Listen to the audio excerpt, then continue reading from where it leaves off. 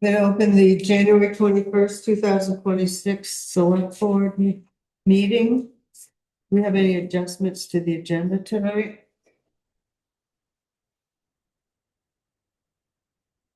Okay, then we'll move on to approval of the minutes of January 7th. I have a motion to approve. The second, I'll make the I'll motion. second. okay, do we have any Verity and Lee? And do we have any comments, corrections, deletions? Hearing none, then all those in favor of approving January 7th select board meeting minutes, say aye. Aye. Aye. Opposed? So carried. I'll take a motion to approve the special executive session meeting of 1/17/26. I'll make a motion. And do we have a second? I'll second. I'll second that. Okay, You weren't here. right. We don't have anything written because it was an executive session, so all those in favor? Aye. Aye. Aye. Yes, that's. So carried. Comments from the community? Not hearing any, then we'll move on to correspondence. So we have a couple of driveway permits here for your approval. Dylan has submitted them. One is for Nathan Cody. This is on the Elmore Pond Road, approximately 100 feet south of the intersection of Route 15 on the east side of Pond Road.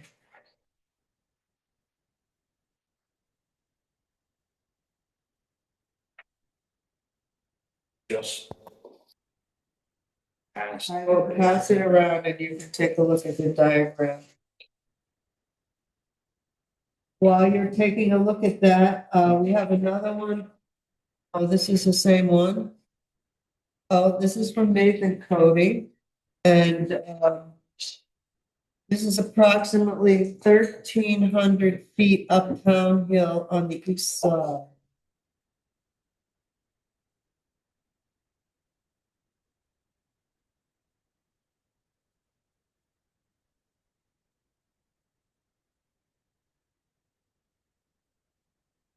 Is the one on the Elmore Pond Road, so would that be, There's that field just before you get to the bridge. but not on the one that's by, Brown's, the other side, No. No, this is so they can go into those fields that they've been. on the other side? I think graves. Yeah, okay, yeah. So it wouldn't be a problem of sight. And he's gonna put a driveway up above, Dana Gravel on Town Hill. Yeah, I've seen them. He has a drive off Route 15 right now. I think, is he the guy that's repairing that barn? Yeah. Yeah, Cody. Nathan That Cody. was- That's what that one is for. Yeah.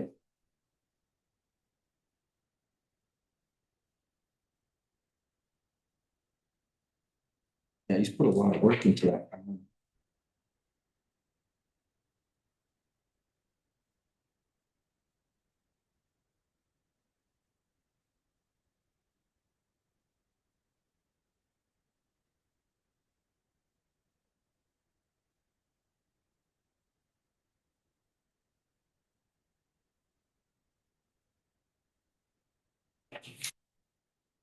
There's 100 feet uptown hill on the east side. That's not at the, that's above grapples. Yeah, because he has a driveway coming from Route 15 across from the barn going up, but I assume his lot is up and back of Dana's house.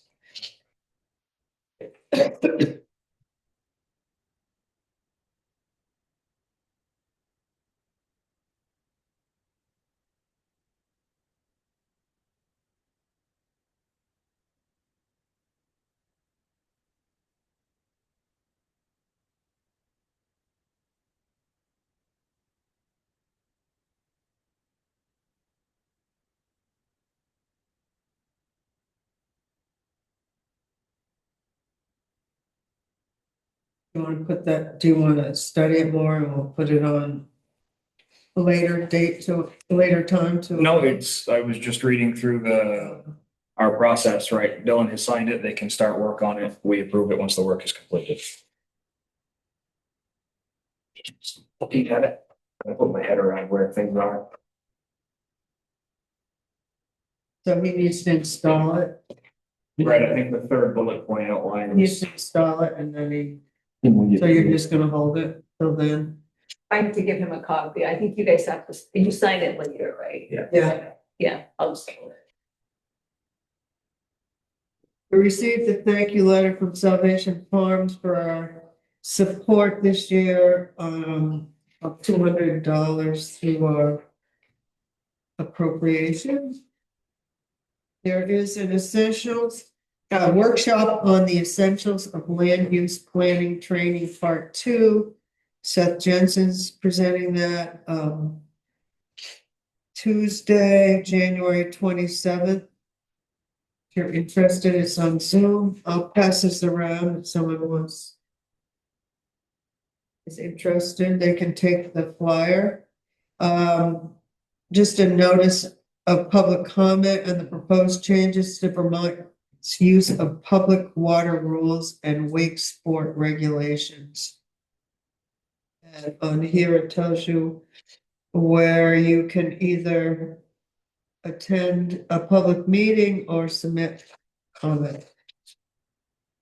We have our December monthly report from the Wolcott County Sheriff's Department. The Wolcott County Courthouse has finalized their budget. Our share will be $22,482. That's up $3,041 from last year.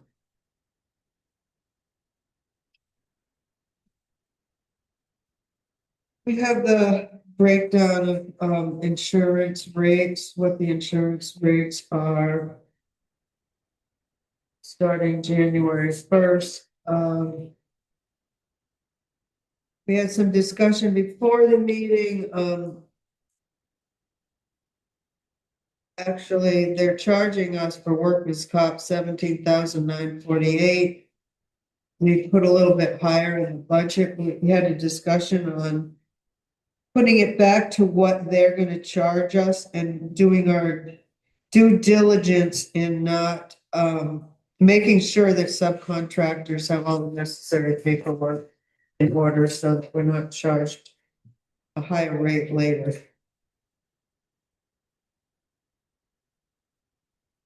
And this, we've received our notice of approved corrective action plan for the Wolcott gravel parking lot. And that is here.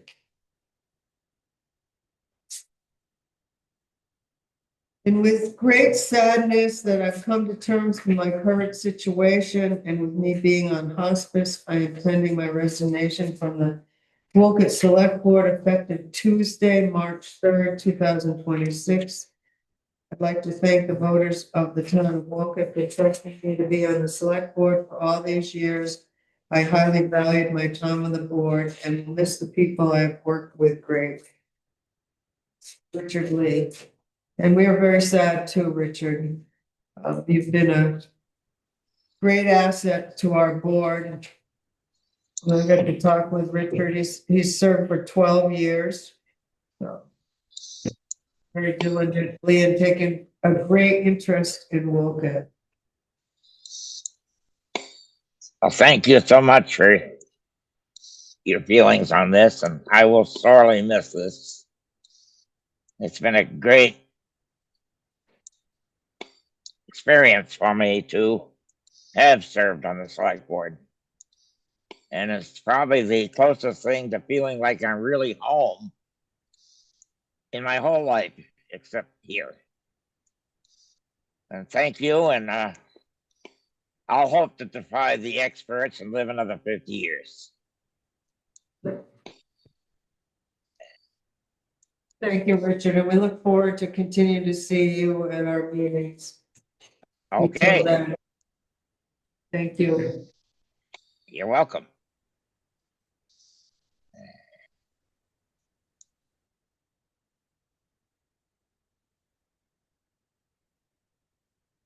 Great, Tori.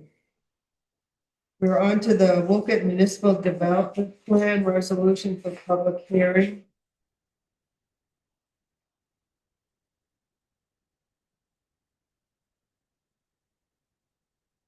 Hello.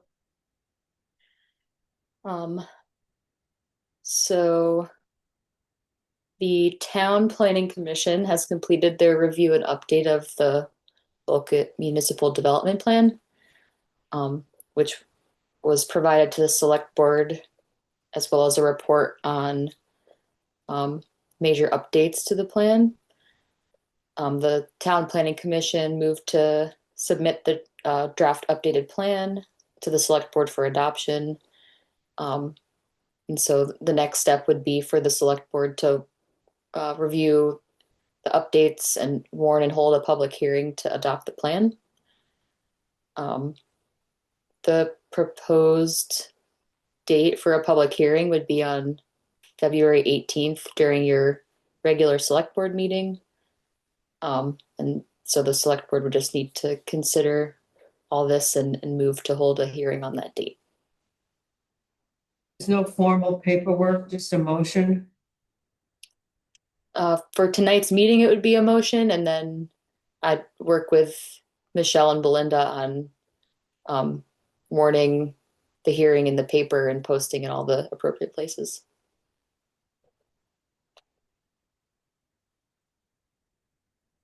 We need a motion to hold a public hearing to adopt the Wolcott Municipal Development Plan on February 18th. I'll make that motion. Do we have a second? Second. We have a first and second to hold our public hearing February 18th. All those in favor? Aye. Opposed? So carried. Great. That all you need from us? Yep, and I'll be in touch with Michelle. Okay, thank you. We have Seth here, Jensen, to talk to us about the possibility of including a tier 1 in our map, regional plan map for the town of Wolcott, the future land map. Yes. For the town of Wolcott.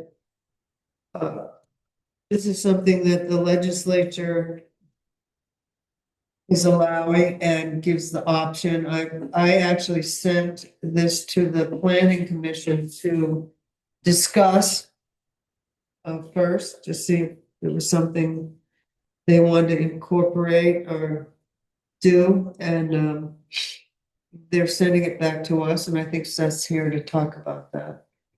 Yes. I have a handout. I'm not sure if it was in your packet, so. Pass that around. Pass it down for folks in the audience and on the screen as well.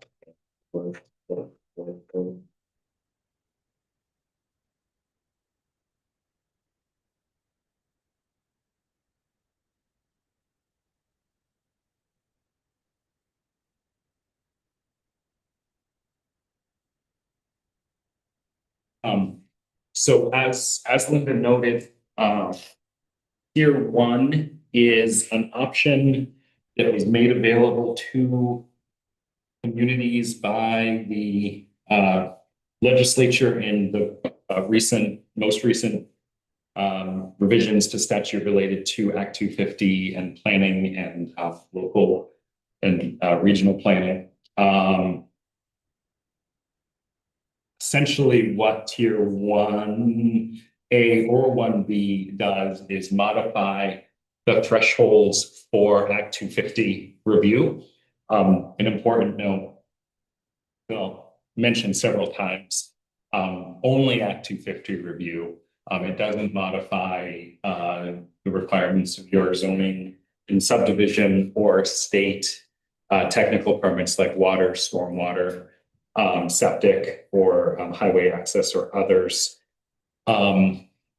Tier 1 is divided into two areas, 1A and 1B. On 1A, I'm just going to lead with the conclusion, which is that Tier 1A, which provides in discrete areas a complete exemption for Act 250, has very stringent requirements and as well as standards that need to be included in your local zoning. And it just really isn't applicable to Wolcott or most towns in Warren County. For example, there's a requirement in Tier 1A that requires for allowing up to 4 stories. It's not what we're going to be talking about tonight, but I am providing it in the table so you have that full understanding of what the statute allows.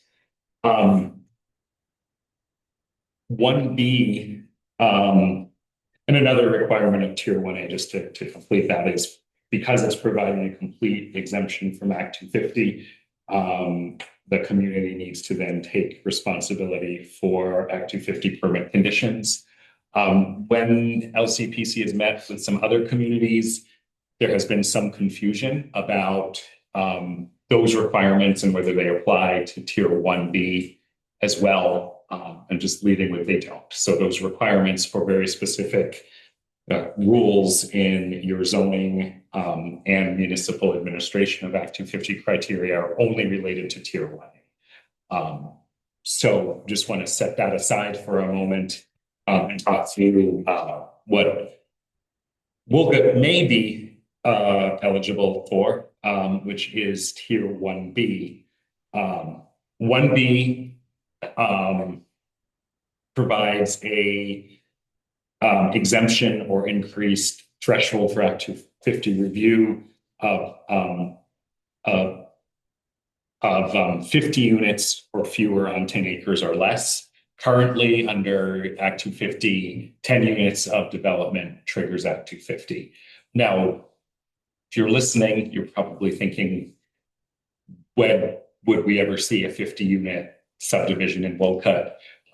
So step 2 of that is Act 250 jurisdiction is triggered by what's called the 5-year 5-mile rule. So that's 10 units by the same person within 5 years within the same 5-mile radius. So for smaller and medium-sized builders, you can maybe do 1 or 2 houses a year can trigger that with smaller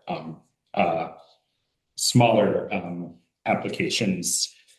And I anticipate in Wolcott and other similar sized communities in Lamoille County and in other parts of rural Vermont, that's more likely what you're going to see exempt is those smaller projects that would have otherwise triggered Act 250 because of the 5-year 5-mile rule.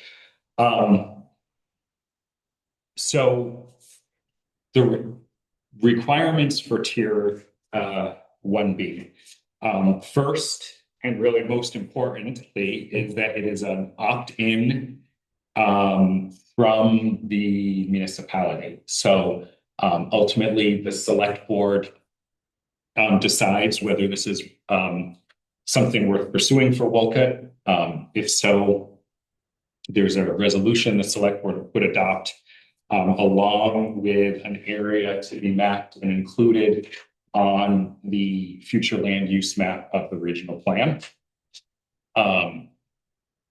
So that's the first thing. And there is nothing that anyone at the Regional Planning Commission or the state level can do to influence you one way or another. This is a local decision about whether you want to pursue this. the prerequisites for pursuing this are having a duly adopted and approved plan confirmed by the Regional Planning Commission, which Victoria was here talking about earlier tonight. Have adopted permanent zoning and subdivision. So Wolcott has permanent zoning and subdivision. Unlike Tier 1A, where those very stringent requirements about building design and building height and such, the only requirement for 1B is that you have zoning and subdivision. There are not requirements for what you have within them. Now we're getting to where sort of the areas that are eligible start coming in. Having water supply or wastewater infrastructure or soils that can accommodate a community system is one of those. So the area in Wolcott that could be eligible because you have access now to the soils at the school would be the village area on Route 15 and School Street, except 1B areas must exclude flood hazard or river corridors unless regulated through the municipality. If you were to pursue this, the next step, we would come to a future meeting with some maps for you to consider. Wolcott does currently have local flood hazard regulations, but you do not have currently river corridor regulations. So at the local level, so that would mean those areas would need to be removed from the possible 1B area. So you would see sort of your village zoning districts with the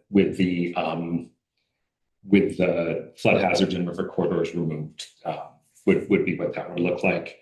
And then the final criteria, which the Planning Commission spent some time discussing, is having municipal staff, officials, or contracted capacity to support development review and zoning administration. So the statute doesn't specifically outline what that means, but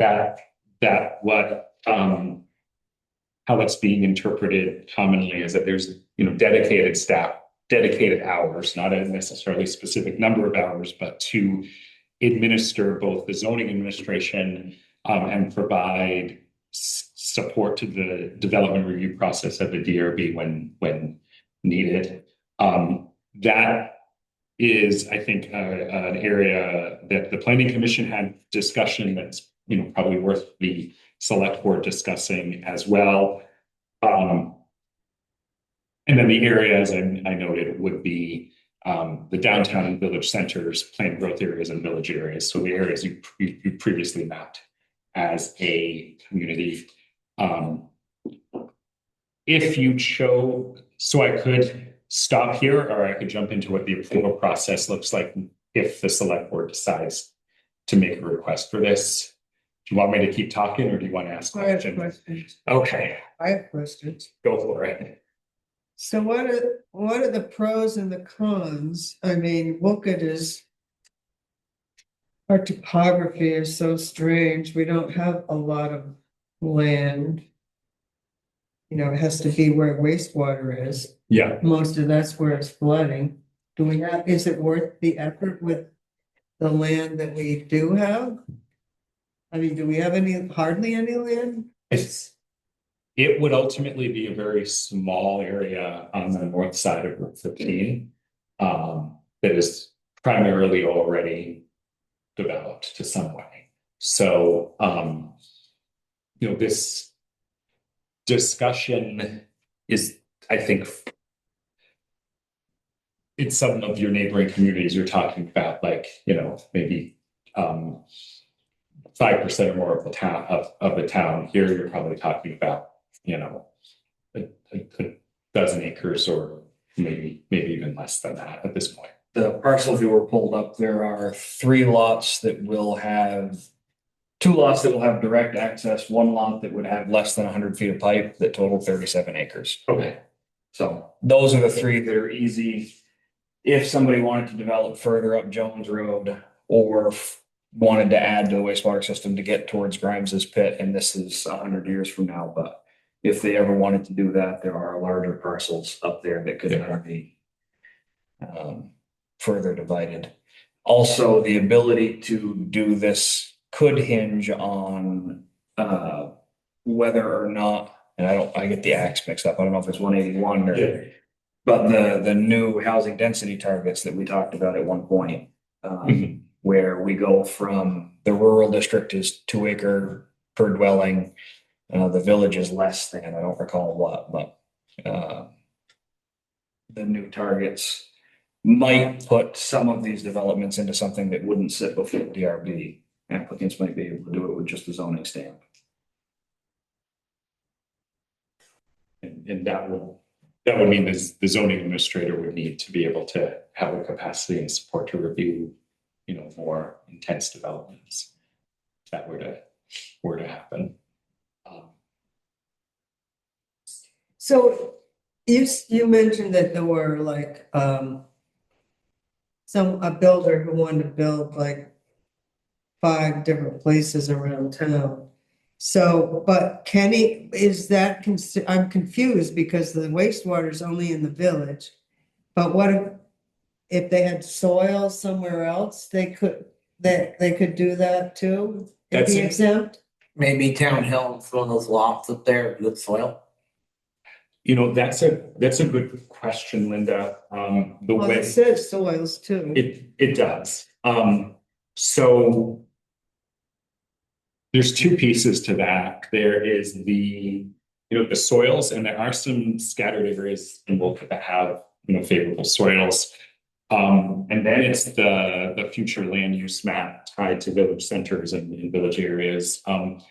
In Wolcott, you have within your PUD section an ability for someone to do kind of like what I term a new village center. 180 in one of those areas where you could, get more housing built with the appropriate soils by doing, good design and more than the 2 acres by going through the PUD process.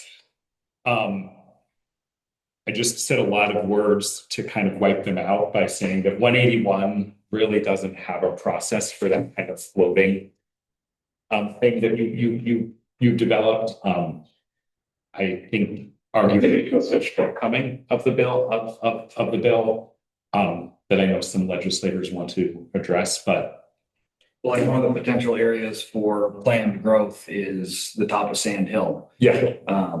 And Sand Hill has favorable soils, as you might imagine. So I would think that an applicant that wanted to carve up a parcel that's up there and turn that into a new village center or whatever, they would probably lean on this eligibility of a planned growth area. That's how that area is mapped. Now, a lot of like Town Hill and East Hill, I think a lot of that is mapped as either ag or what's the other conserved? Ag, or you have Forest block? Forest block, yeah. So those kinds of areas would not be eligible because they're not planned growth areas. Mhm. How about the high ground above Mark? We'll get up there, or like old gravel pit. Yeah, I don't think that that's mapped as a planned growth area. I don't have that map in front of me. It's not currently. So the current statute, the planned growth areas are anchored by an existing village. There's some discussion, especially from folks in the regions that were impacted by flooding, about maybe everything being anchored by a village isn't a great idea when your villages flood a lot. But that hasn't made it into this yet. So I'm going to give you a option 1F, which is, that you could also have a discussion about where those areas might be pending, legislative changes or flexibility to inform those discussions, but they wouldn't be eligible for designation today. I think where Michael and Linda, you've outlined really are the limited areas eligible today. So I was just curious, what the pros and cons were, So I think other than yeah. the obvious, municipal staff. Mhm. Other than that, in terms of not the staff, but zoning and development and I think it may make it more appealing for, you know, a medium-sized builder to do something in those areas. I think there's a bit of a value judgment about whether that's a pro or a con. Right. You know, I think something that we do see a lot is over the last 10 years, and especially since the pandemic, is, you know, it's getting built in Lamoille County are the, you know, big, you know, fairly, or not fairly, big, expensive homes.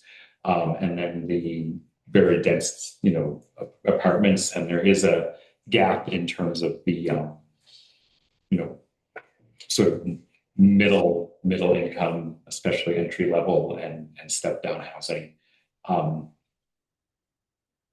That some of those medium builders might be more likely to do than, you know, again, for Wolcott, the area that's currently eligible is quite limited. So something that other communities are talking about is in terms of structuring their own local fees, their own infrastructure connection fees. The reduced cost from Act 250 may allow more to go to things like reserve funds for infrastructure than going to the state for fees through Act 250. That would, with the development cost still being less because of the high cost of Act 250. Again, I'll be honest, that's primarily been a discussion in Stowe where there are very significant deficiencies and needs, unlike the purity of the infrastructure. How applicable that is to, you know, Wolcott, you know, maybe somewhat. I do think that the discussion about, you know, staff and staff support is one that is a bit different in Wolcott than you know, say Morristown or Stowe, where there is full-time staff, regardless of tier 1B. They already have. You could also address that by having, you know, fees that pay for additional hours in those times, assuming Tom or his successor is able to, you know, do more hours on that sometimes. I'm trying not to tip the scales while also giving you pros and cons. Yeah, I mean, it would encourage, I think that it could encourage development because it would lower the barrier to entry. Because that 5 mile radius thing, like we talked about in the planning commission, that overlaps planning boundaries, town boundaries, county boundaries. So, you know, 5 miles from here, from where we sit now, I can think of a particular builder who has done 3 projects already, which would preclude them from doing 3 more here without. And I don't know who tracks that? Is it on the builder to recognize that they have overlapped that, or is that on our zoning admin? It is the builder and the district commission. So Act 250 is, you know, tracks that, and sometimes people play shell games to avoid it, but it's not that it's the tracking of that is not the town's responsibility. The concern I had, you know, though the way I view it, those are the pros. Concern I had is that over the past year, I've heard Tom express that the job is becoming more complicated and heavier than our current budget can support.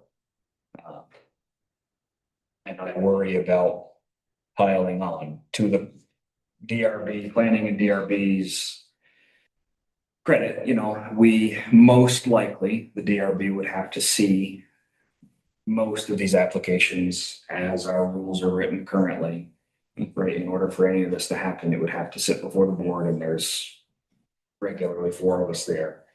But if there were an applicant or several applicants or a single project that could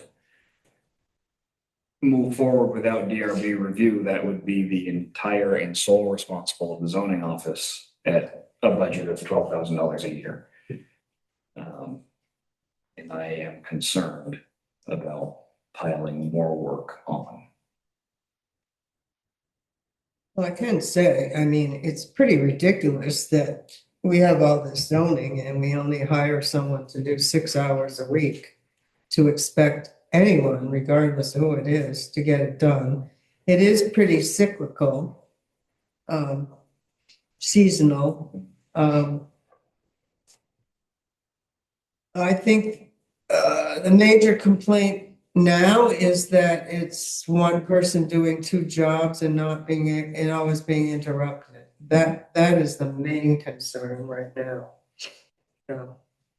Because just because he is here, people think he's doing zoning when he's doing listing. But that's not gonna last for long. So are we ever gonna be able to hire someone regardless for 6 hours a week at what we pay them? So like, come on, we have to get real anyway. Yeah. At some point, we're gonna have to bite the bullet on that. Yeah.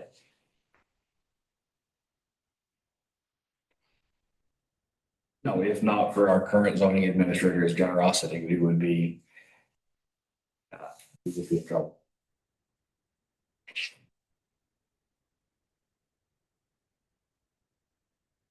Okay, I think we need to move on. So if anyone else has any other questions of Seth, we should do that now or make a motion one way or the other. Put this in the futures land use map or what would be Wolcott's benefit or, you know? Would this be a benefit to the future of Wolcott or not?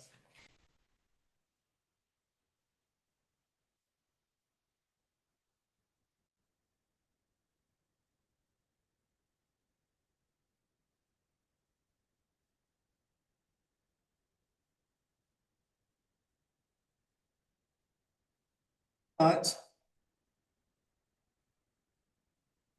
I guess my thought is if it's only gonna have an effect on 13 acres. No, it'd be the whole county. Yeah, but I mean, you're only talking 13 to 14 places that can be built. So is this gonna be that great of an impact, not two, or just? I thought it was 5 miles. That's the only area that would be serviced by this one, by the wastewater, but you still could build in other areas of Wolcott. Without triggering Act 250, so it would only become triggered. Say, for example, MSI has done projects in other places. They may or may not be within the 5 mile radius. If after wastewater is completed, MSI wanted to redevelop the 9 acres, 8.5 acres that they have. As it stands currently, they may have to go through Act 250 if they elected to do 5 or more units, or those units were within a 5 mile radius. If we do this tier 1B thing, we, the town, would be exempting Act 250 for up to 50 projects on 10 acres or less, which would mean that the trigger for Act 250 would move from 5 houses, 5 dwelling units, 5 units of housing to 50. So the way that this reads, and again, I hate to pick on people individually because there are other parcels, but the way that this reads is that it would allow for that one parcel and that one builder to potentially put up to 50 homes without an Act 250 review. It still would go through zoning and it would still go through DRB and it would still go through all the steps that it has to go through anyway, but it wouldn't have necessarily an Act 250 review, which does other environmental impacts that our zoning DRB don't currently and haven't historically had the authority over. So it sounds like it'd be in our best interest not to go with it. But on the other hand, we're hearing, and we got not too long ago, a letter from someone saying, you know, when are we gonna start working on economic development and have a tax base? And if we keep having these stumbling blocks, we are never going to have any economic development and, you know, get the residential properties off the tax base and have some more buildings in town. It would free it up a little bit more. Lower the barrier to entry for sure. Huh? It would lower the barrier to entry Right. for a builder, a developer, whomever, a homeowner, you know, that is in the eligible area. Absolutely. It would be a great benefit to them. Like I said, you know, my worry is the capacity and enforcement and, you know, all of the pieces that go with that, all of the review that goes into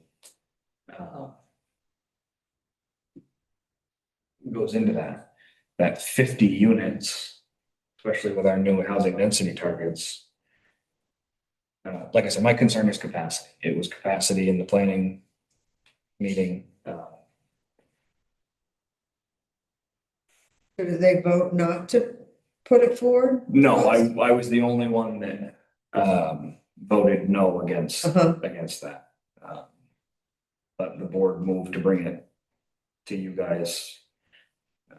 And because I'm in a strange position of wearing two different hats, regardless of how you guys motion, I am going to abstain from the vote.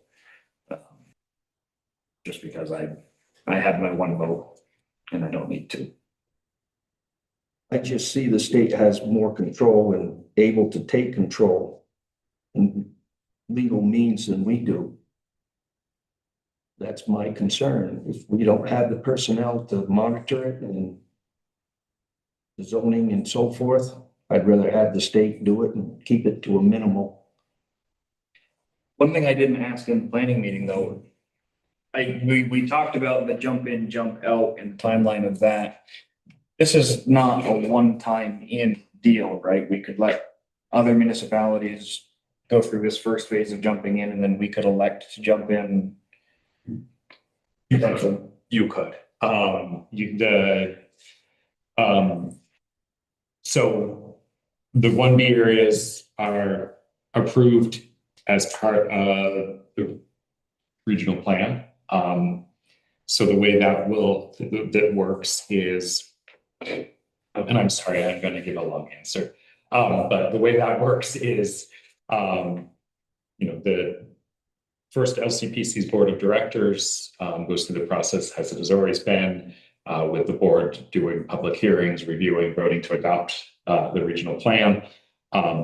That new step in that process is that now there is a state approval of regional plans by the State Land Use Review Board. So those 1B areas then are also, along with the regional plan and the regional plan future land use map, are approved by the Land Use Review Board and then go into effect. So there's actually kind of three checks: the municipal body opting in, then the Regional Planning Commission, so Wolcott and all of its surrounding communities, and then finally the state level approval. That can be amended. So if you decide not to do this now and maybe wait a year or wait a couple of years, the town could decide to opt in the future. That would then need to be done as an amendment to the future land use map. That would mean that rather than looking at all of the 1B requests at the same time in the region, really be focused on Wolcott and another cohort if there's another group of communities that make a decision at that time. I have been viewing that as a negative because of the level of scrutiny until some members of another community said, well, isn't it good to have more attention and more opportunities to make our case? So again, positive or negative doing it with all of the other communities doing it, or as, you know, standalone amendment. But it would be an amendment. It would need to, you know, follow that process. But this is not sort of a, like, you get on board now and the train leaves the station and never comes back either.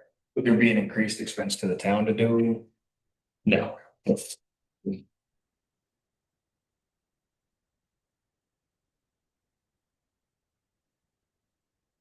Almost sounds like with that option, with as much as we got going on right now, waiting 2 years wouldn't hurt.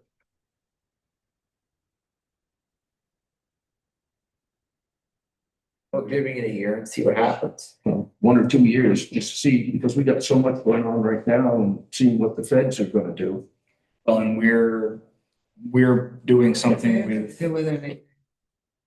we're doing something with, our zoning regs anyway, right? We're opening those up to try and accommodate some of these changes. And then Linda, to your point, at some point, the town is going to have to face the music that a $12,000 zoning budget and the staff that we have for that is not going to be forever.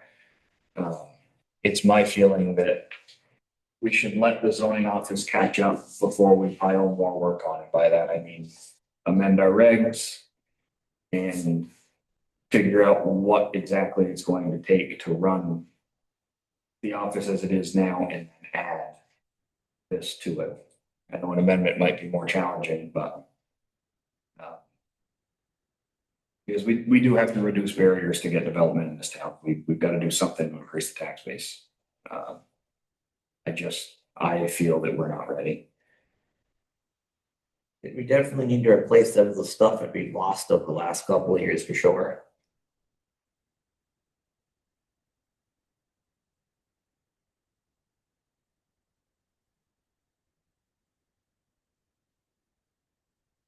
Okay, someone make a motion. I'd make a motion that we postpone this for at least 2 years. And see. Well, why don't you just say we aren't gonna vote for it? One way or the other. I don't know who's gonna remember in 2 years.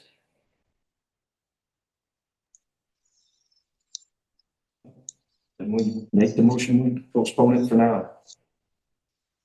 We have a second? I'll second. All those in favor? Aye. Aye. Opposed?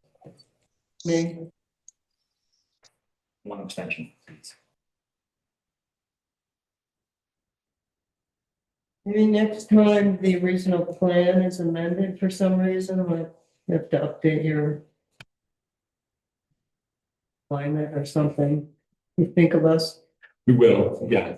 I think that, you know, noting in the discussion that's, you know, as returning, we'll have experience of what it looks like in some smaller communities too, to help answer those questions, yeah.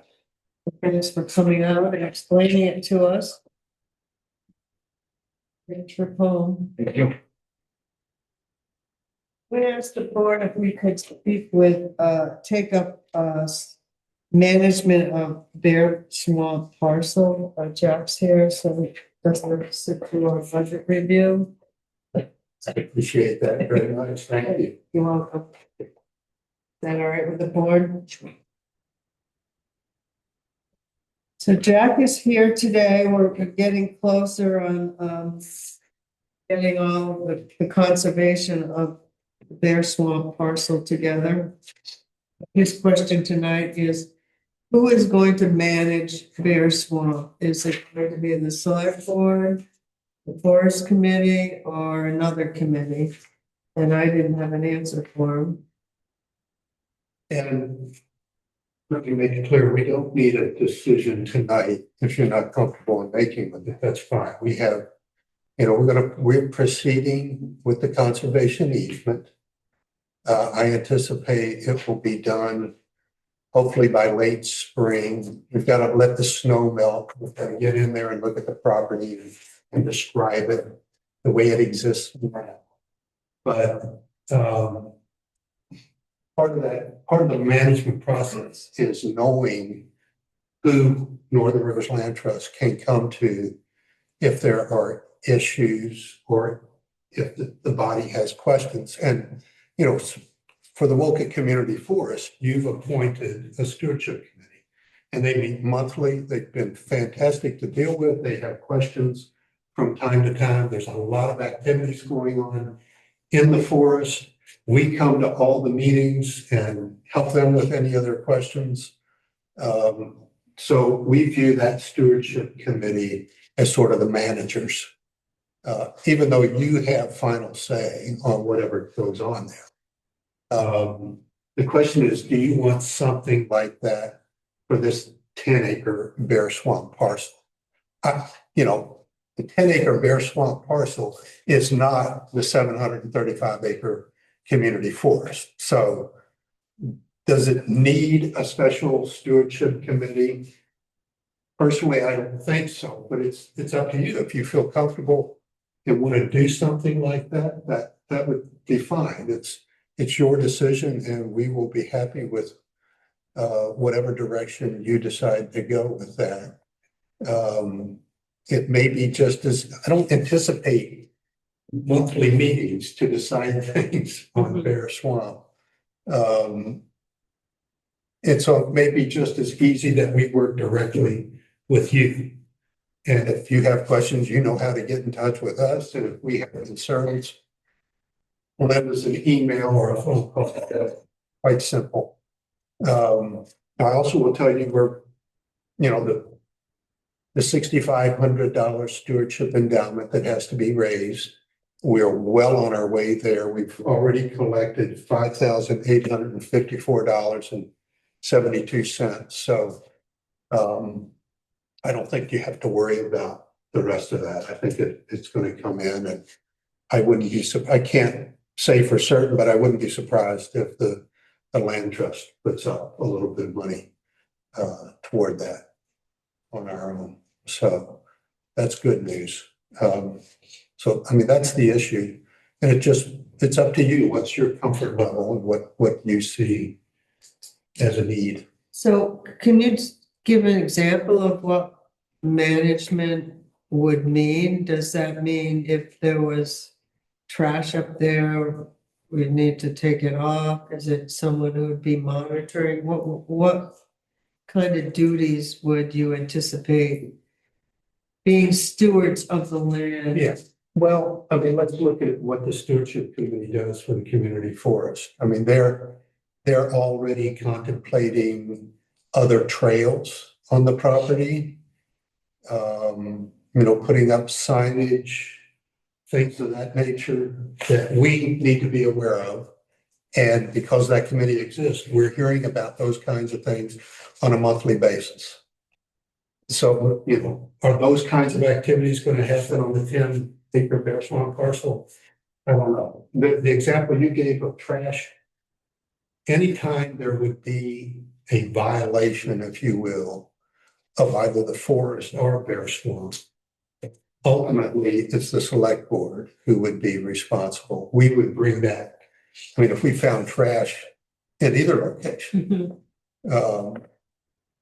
we would obviously go to stewardship committee for the forest first, but ultimately it would be your responsibility to do something about that problem.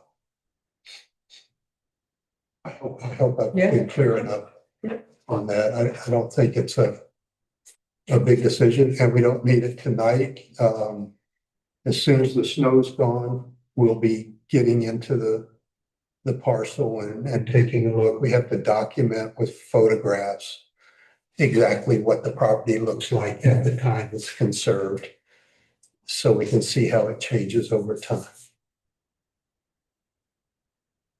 I would envision that, well, the forest committee has a lot of land to be stewards of, and I would hate to take them away from that. Maybe reaching out and seeing if there were people up in that area who might like to have a little mini stewardship like Jim Ryan. Yeah, Up there, maybe we could just advertise and see if there's any interest. If not, then we'd have to think of something else.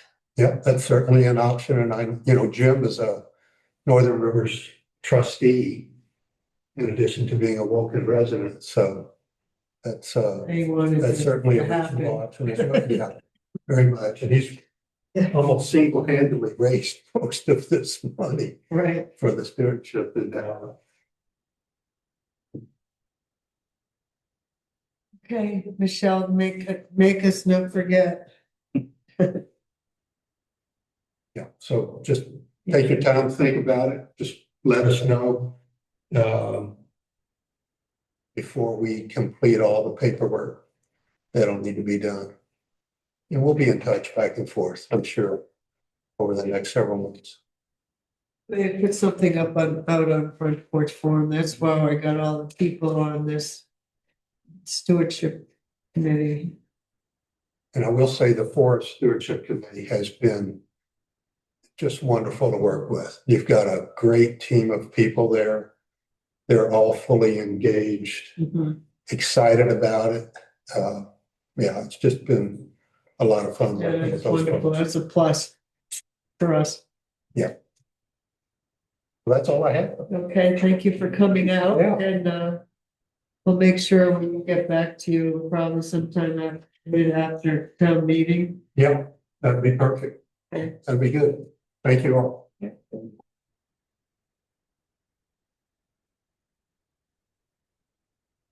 Have fun with the budget. Yeah. Okay. We'll move on to the budget review.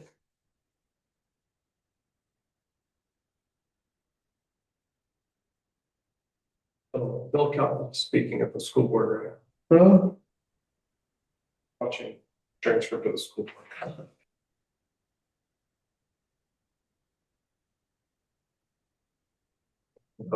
24, 26 cents.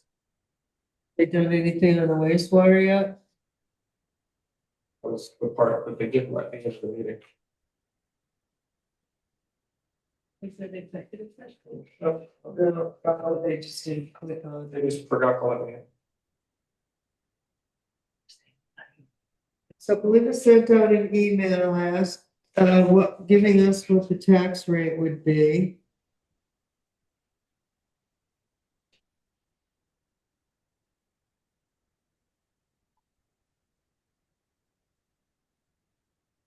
So it would be a 6.52 cent increase, which I personally think is too high. Like 3, but we couldn't get there. I'm sure.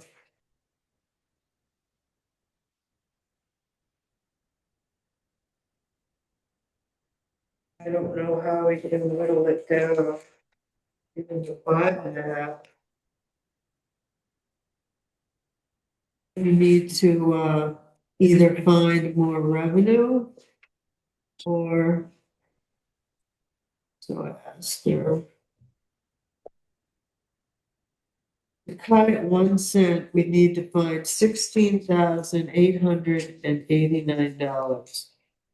Or add the same.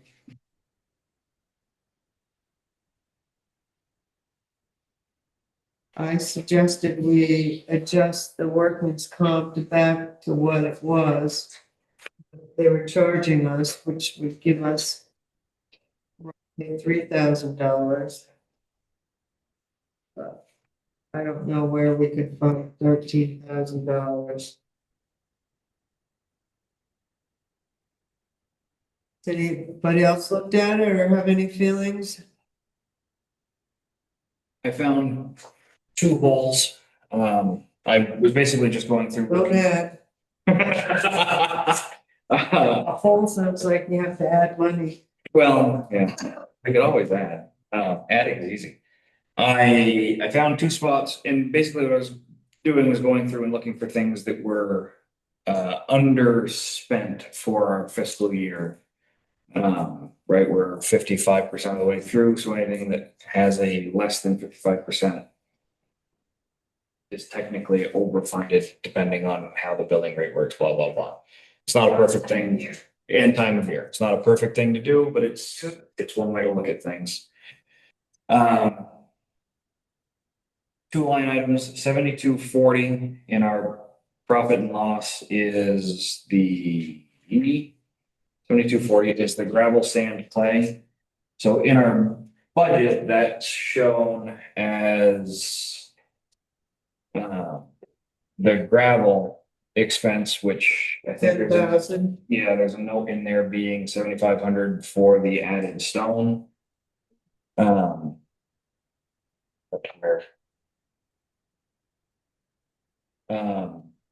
Right now, it shows a zero expense there. I'm not sure that I believe that. I'm wondering if something got coded as class 3 or something. Because we put up our 5,000 yards already. What they're saying, so I'm not sure how that works. Someone says that he often uses that portion of the gravel as well in the spring. Yeah, mud season and all that. And he may have had gravel left over that he mixed in, or maybe they're not mixing it. I'm not quite sure. Yeah, I don't know. I haven't checked in. Like I said, that's just one where it's a The zero. note says 10,000 is what we're proposing. It includes 7,500 for gravel to add to winter sand blend. So at 10,000, I don't know that it would be responsible to lower that, but that was one area, and then the other area was Can I just stop, can I just interject there that I do know that they're going through it this year because the roads have just been, like, it's nonstop. yeah, just enough every But day. that's in this year's budget. It may not be that way next year, but for the last 2 years, we've had this similar weather. Yeah. Yeah, the one piece of information I don't have is what the expenditures, last budget year for gravel was. So I don't know what to compare I don't know how to average that, I don't have that number. The other one was in the budget, it's line 7230, it's culverts. Linda and I and Michelle and Dylan, we sat down through a meeting and talked about the summer schedule, which is almost completely overrun with grant and aid, FEMA, and other grant work. They currently have 13,000 left in this fiscal year's budget for culverts. And I think they're asking for 15 again in next year. Again, I don't want to gut that, but there might be some money there if we could purchase culverts this year that were intended to be installed next year. Maybe we could free up 5,000 from the culvert budget. Go from 15 to 10. Based on. My confusion was it's so many culverts that are going to be replaced with the FEMA. How are they gonna replace all those culverts and do the two different grants we have? Will they have time to install more culverts? No, they won't. And so, but they do have, if there are emergency situations and they have to. So Michael, you're probably on track. Well, and like I said, I was proposing that we keep it there just because we don't know how much FEMA is going to give it and if we're going to have this. When I did my final report, I sent it out to you guys with that spreadsheet. It looked like the town would be responsible for $35,000 total of any work that FEMA that we're required to do for mitigation. Even with the state portion too, Yes, that- minus the state portion? So the town would be responsible for about 35,000.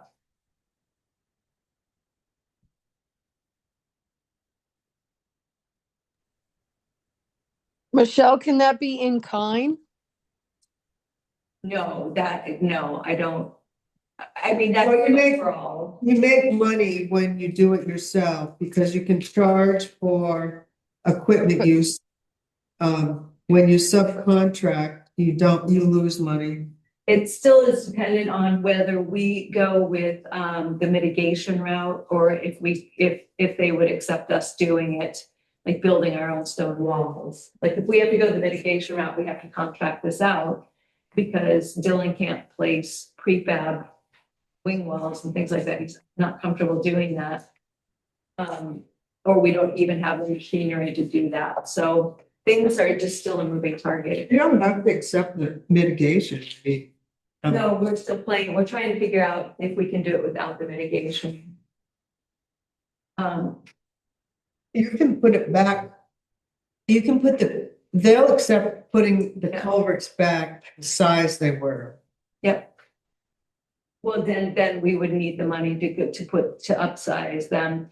Dylan and I looked at it again today, and then he said that we would be fine if we did it without doing it, but if we put it back to normal, what they proposed giving us money for without doing the mitigation. I think we'd be fine. He could do it for that cost. He looked at all of the projects. Should we be putting it back the way it was? I think, well, when we proposed putting it back, with larger culverts. So then the town is responsible for the upgrade between say it was a 12-inch culvert and the state will, with the state regulations, we're allowed to put up, install an 18-inch, and we decided we wanted to do a 36-inch or something. We would pay the difference in the culvert between the 18 and the 32. So we're not looking at a lot, and so he might be able to make up the money by doing it ourselves as well. Again, still a moving target.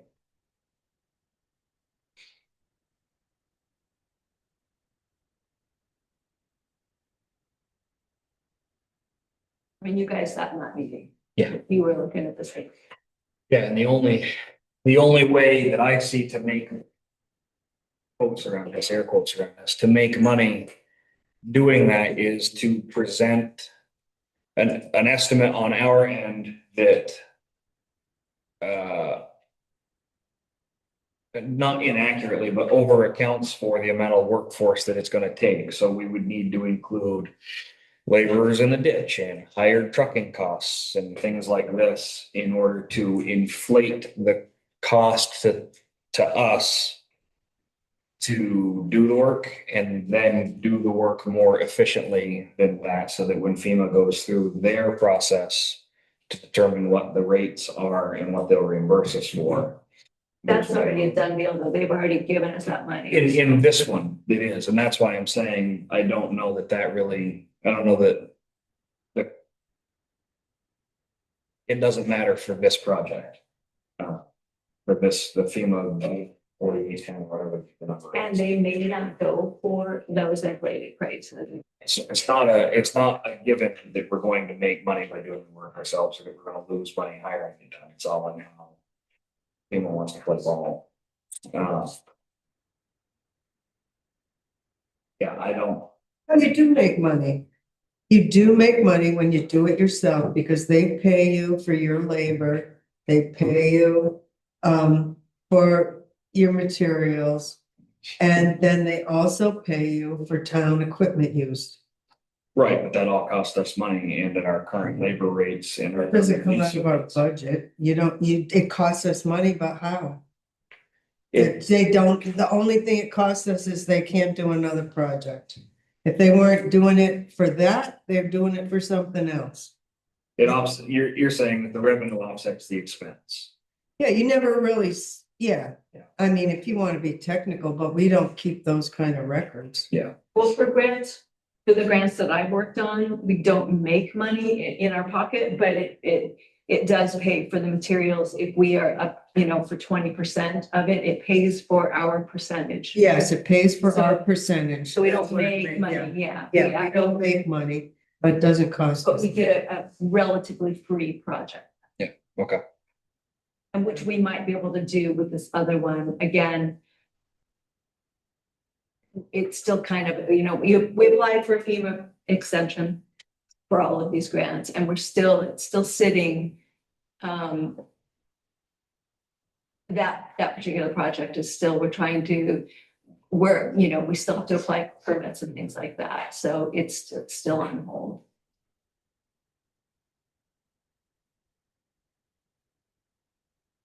But that's why, back to Colbert's. I mean, you might be able to drop it to 10, I think probably comfortably.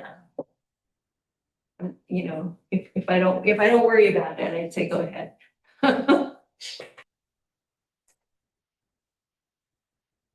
But the other thing that we say all the time too is that, you know, the line items matter way less than the overall. Right.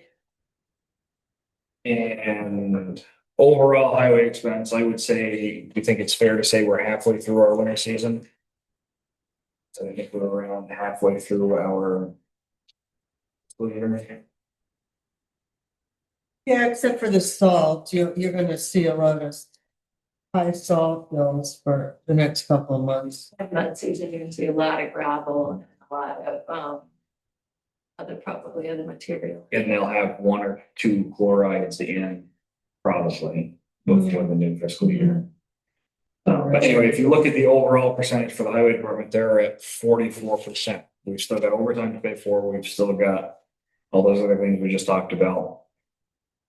I mean, I would say that we might be able to skin a little money out of them, but I don't think that it would be responsible for us to ask for a whole lot. Well, I thought that their budget overall was pretty good this year. I mean, I was pleased with it. But that begs the question, I mean, they're the single largest expenditure. Mhm. So what other bucket do we?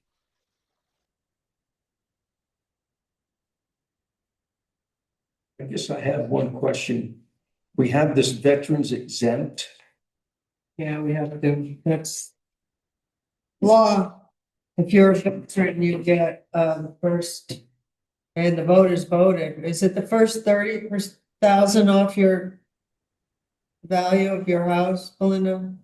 If you So, were, yeah, the state allows 10, and then the town a long time ago voted to up it to 40. So we do, from 10 and take on 30. So we did it to 40. So any veterans, but I can't, that's an unknown number because I don't know if somebody has died or if new veterans have come on. And I won't know that until, I think, we don't know until April. yeah, so they have to go through the VA. They can't just come in and say, and it has to do with a percentage of disability Correct.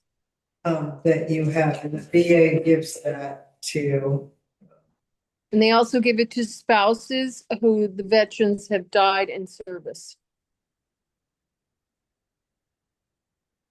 Debbie Clifton. I think we had 6. I don't know if we still have 6. Because it was, we had 6 last year. So the rest of the town makes up the portion of the 30 grand per property that it's taken off of. On the town side.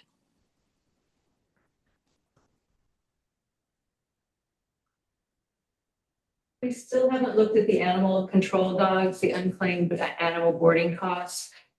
It looks like we could get rid of that if we go with nuclear, so that's 1,500. We don't have vet costs, but I don't really know how we deal with that now. I mean, sure, we would find that sometimes.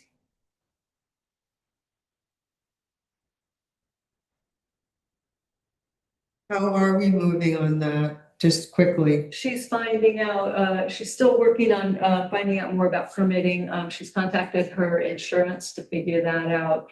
Hyde Park did come back and say that they are going, it looks like they're proceeding as a collective, and going to Sequest because they have a vet on staff. And they would like an answer from us because they heard that we might be pulling out. So they would like to. And what would be our fee to go to Sequest? Can you ask them? Huh? It's just kind of unorganized and it's gone this long in between meetings, and so, yeah, he hasn't offered it yet. He said it would be cheaper.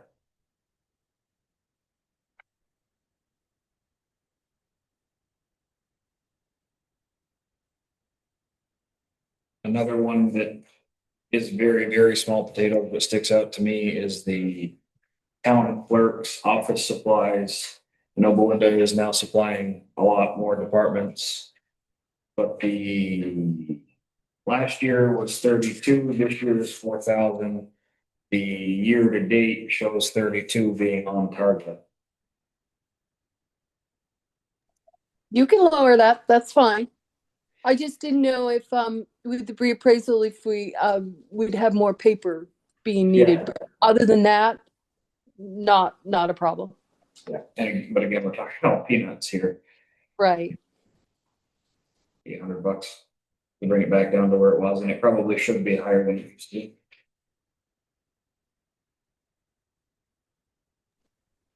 I can get a box of paper for about $52, so, you know, giving up the 800 is not a problem.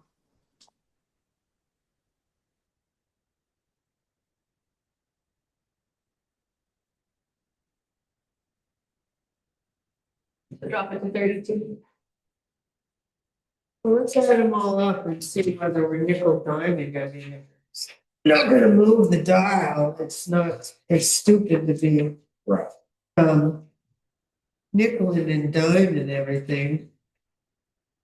General, I dropped that to 32. I don't know if you want to drop the. I dropped Belinda's thing to 32 and then. We haven't addressed, we dropped the forest down earlier. We haven't addressed emergency yet. There's still questions about emergency management.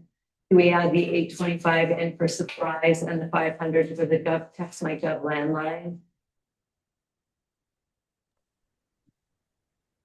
I know that this might not be a good idea, but town building maintenance fund, we could drop $5,000 there. Not even get your 911 signs in. Well, Well, that's my number one priority. I know. I have to go out and put them up myself. I was gonna suggest that, but no, I'm kidding.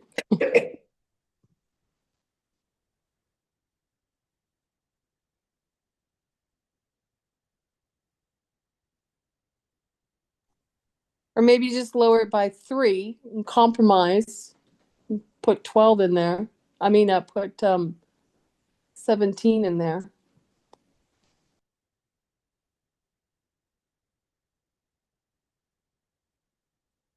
So the 3,000 from earlier, 800, that's almost 4 plus another 3, there's 64. What other three? The first I wrote down 3,000. I don't remember where we said it. 3,000. Yeah. 800 from the town clerk. That's all I have that I remember. Are you gonna knock down the culverts to 10?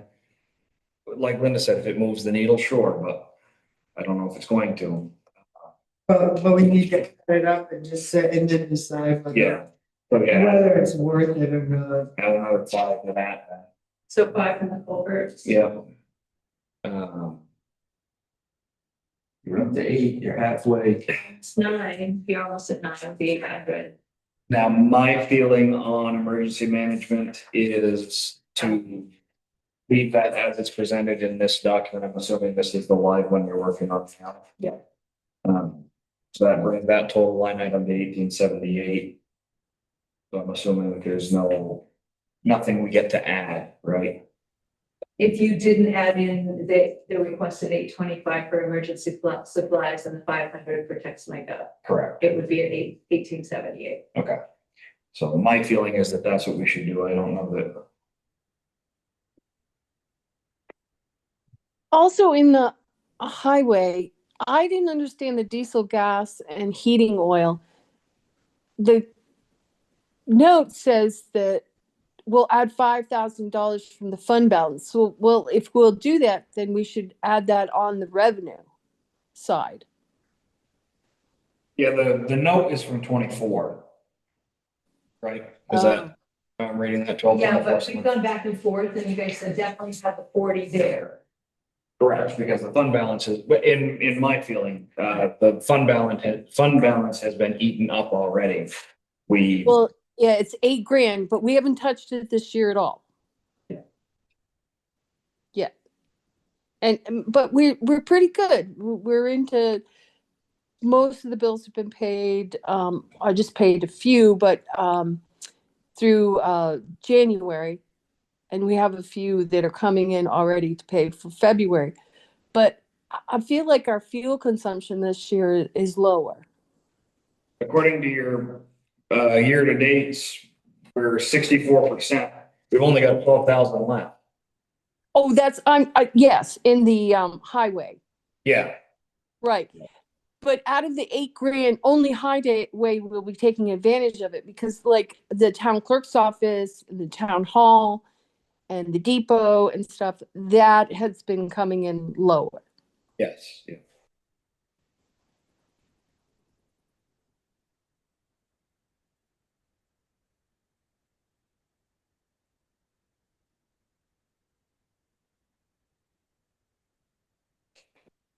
But the highway has it.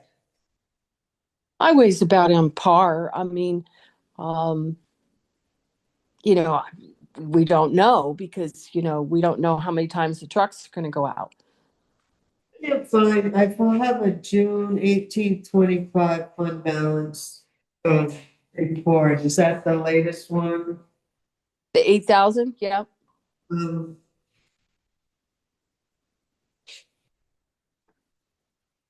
yeah, 8,000 left.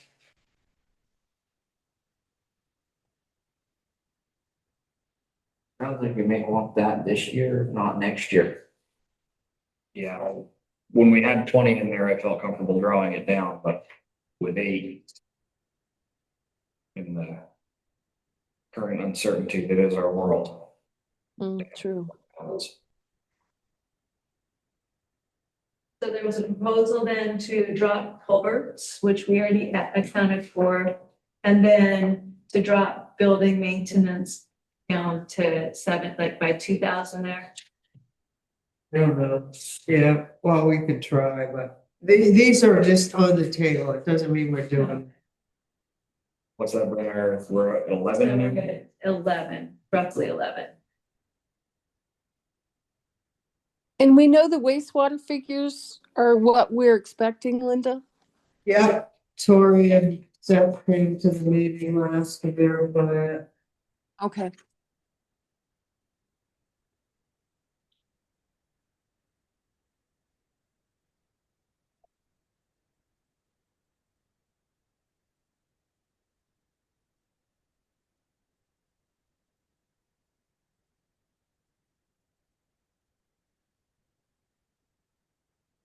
We could always lower that equipment replacement fund by $5,000. Did we really? We don't Well, know what don't the buy payments- anything more. So we don't know what the payments on the truck we don't have yet. are gonna be. I Right, we think we have- could get away with 145,000. I mean, we are gonna already order another truck, but do we really think that prices could even increase even more? I mean, Yes, they could. they seem to have hit a all-time high as it is. An all-time high so far. Can Are the we gonna economy get any money afford back on the 18 at all or no? I asked him again, he's supposed to send it. What is wrong with everybody? They can't move and make decisions anymore. It's like, I talked to him yesterday and said that because the lighting is again out in another 4 weeks, still thinks it'll be another 8 to maybe we won't even see it. But then I just wanted to make sure we all sit to trust. We're making payments on it. The warranty though will start the day we take possession of it, and there's already a recall on it, so he'll pick the truck up, probably was. Something we don't know. He'll fix the recall and then get it back to us, but that's where we stand with the truck. The truck that we're replacing, I get my numbers confused, 16 that's being replaced. My feeling is that Dylan has been overly optimistic for years about the value of those used turn-in trucks. I think the number 40 has been bandied around a little bit. I think that that's well more than double what we're gonna get. If you look at what the state gets at their auction for their trucks, which might be higher mile, but they're certainly less worn. They're Better average. maintain. Well, what I'm saying is, whatever we think we might get, will we get 5,000 even if we junk it? I mean, we could lower the equipment, because that money's gonna go into the equipment fund if we're gonna get any money. We also Right. talked once about the money from that truck paying our obligation to ourselves for the tow truck. So we're double accounting for that, Paying our obligation, because we never wrote up a formal loan agreement back to the capital fund, I don't believe. You made a motion though, so that's We binding, we haven't done the formality yet. right? So I think we were looking at 16,000 a year to try and pay back the ton truck. So if we thought we might get 15 for truck 16, then all we've done is paid back the debt we already had. I think it started after the first 2 years, right? It did. We could artificially lower this year's equipment fund. But I feel that that's just going to make us have to fund higher yeah, in I future see now. years. Mhm. Okay.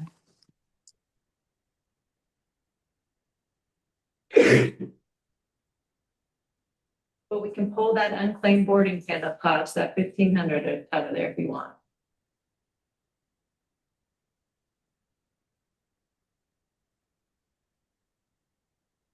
Just quickly back on the equipment replacement schedule, though, that 152 or 150 that's in there, but my schedule thing that I'm looking at shows that our obligations are gonna be 152.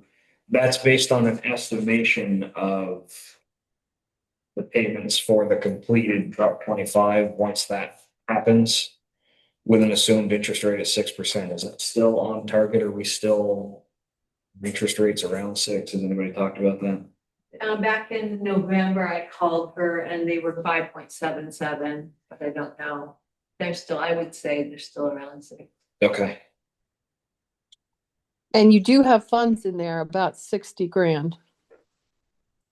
It's, we move from year to year. We always keep money in there.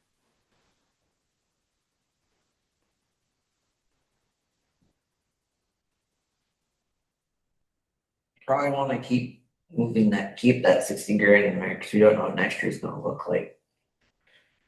Yeah, well, and if we have one that throws a transmission or something and we're stuck truck shopping like we were 2 months ago for a ton truck. So this CAI, we just paid a bill today for $3,000. That doesn't Last year. come, but in your notes, it says, we are 2 years in arrears, so we owe for July 2025. Do we pay any of that today? No, that's enough. So we pay CAI set up to, for the contract, we are charged $2,300 a year. We were 2 years in arrears, so we paid $4,600 in July for 23 and 24.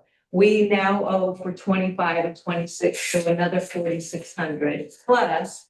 Then there's a $3,000 a year charge to do sort of the hosting fee. That's the one we just paid today, and that's due in October. Then they were charging $500, which I stopped for the admin service that was never being used. So I'm just like, we got rid of that one, but we had been paying for that. He did not, he voided that bill because we were being billed for that extra 500, but he voided that one because I told him to stop it because we never used the add-ons. And it renews in April. Yes. Do the listers like it? Tom thinks that they're too expensive. But you would have to find someone else who should do the GIS for you and do the why? Yeah, we're not required to. Well, how do you get the who's gonna digitize all of our stuff? Nobody, you come in and get a paper copy. Well, that is beyond what I am understanding. I don't. That's how it used to be until we got this. I mean, everybody else, every other town has it. And you can go online and print off your tax map and. There's not a legal obligation to have those digital? No way. The state has a program that has them digital. Yeah, but I assume that they pulled that data from, all an assumption, I assume they pulled that data from municipalities and municipalities had to pay for the initial GIS. I'm just bewildered that the state's doing it. No matter what, we still owe them for 2 years. So it has to be in the, but we can really think whether we want to continue starting April 1st. Then any longer.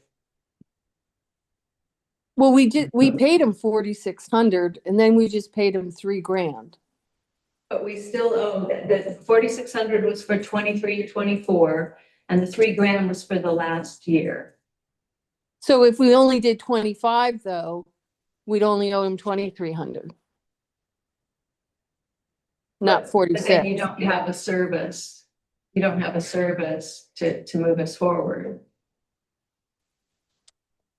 But until 2021 or something, we never had a service before. Again, I don't know enough about Oh. this. I don't know enough about what is required for us to do. That would be the select board's call. Well, I think it's worth a conversation for next year's budget. Oh, It's too late today to, talk to the listers and whatever, but I think it's worth having a serious conversation about it or seeing if there's other options out there. It's a lot of money. Well, yeah, and it wasn't budgeted. Wasn't a lot, all of this wasn't budgeted. So maybe that's why we didn't pay. I don't know why we were 2 years in arrear, but. And how we got through on a contract with them not saying we're 2 years in arrear. I don't know what went on. I'm just trying to piece all of this together in the last couple of days. Okay, so can you just make that a thing to do? We need to deal with it, in the spring, before April 1st. I think under elections, I could always probably just use less election officials. And we could put that back down to 750. I think I'm going to have some left over this year if I don't have multiple school votes. Oh, you will. And Oh, you will. well, next year, won't you have a primary, Yeah.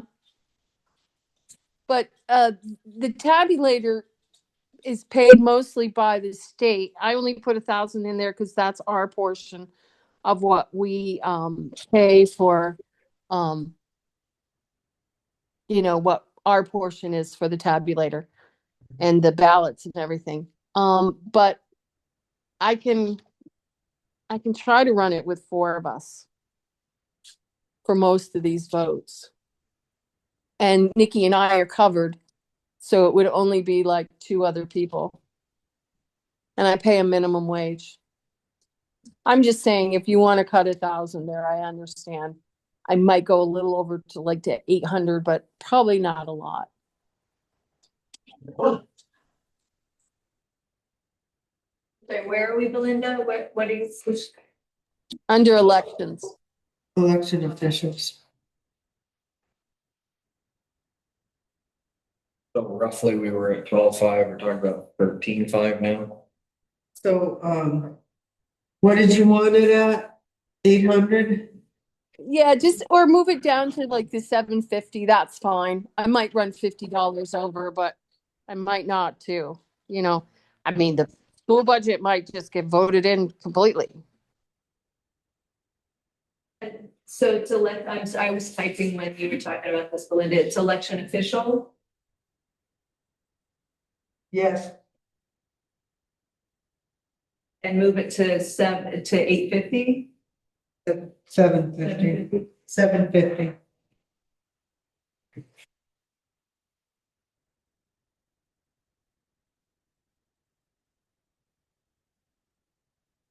Another thing that's still kind of an unknown is solar on the roof here. We don't know if that's gonna lower our electric bill, by how much. Again, if we're talking about drops in the bucket. Though I think we were told, I was always told when I first started that the solar project would eliminate the need for the generator. That's not at all the case. You still need to keep it. Not in the winter time, no, yeah. So we may need to just keep a reserve if that one goes.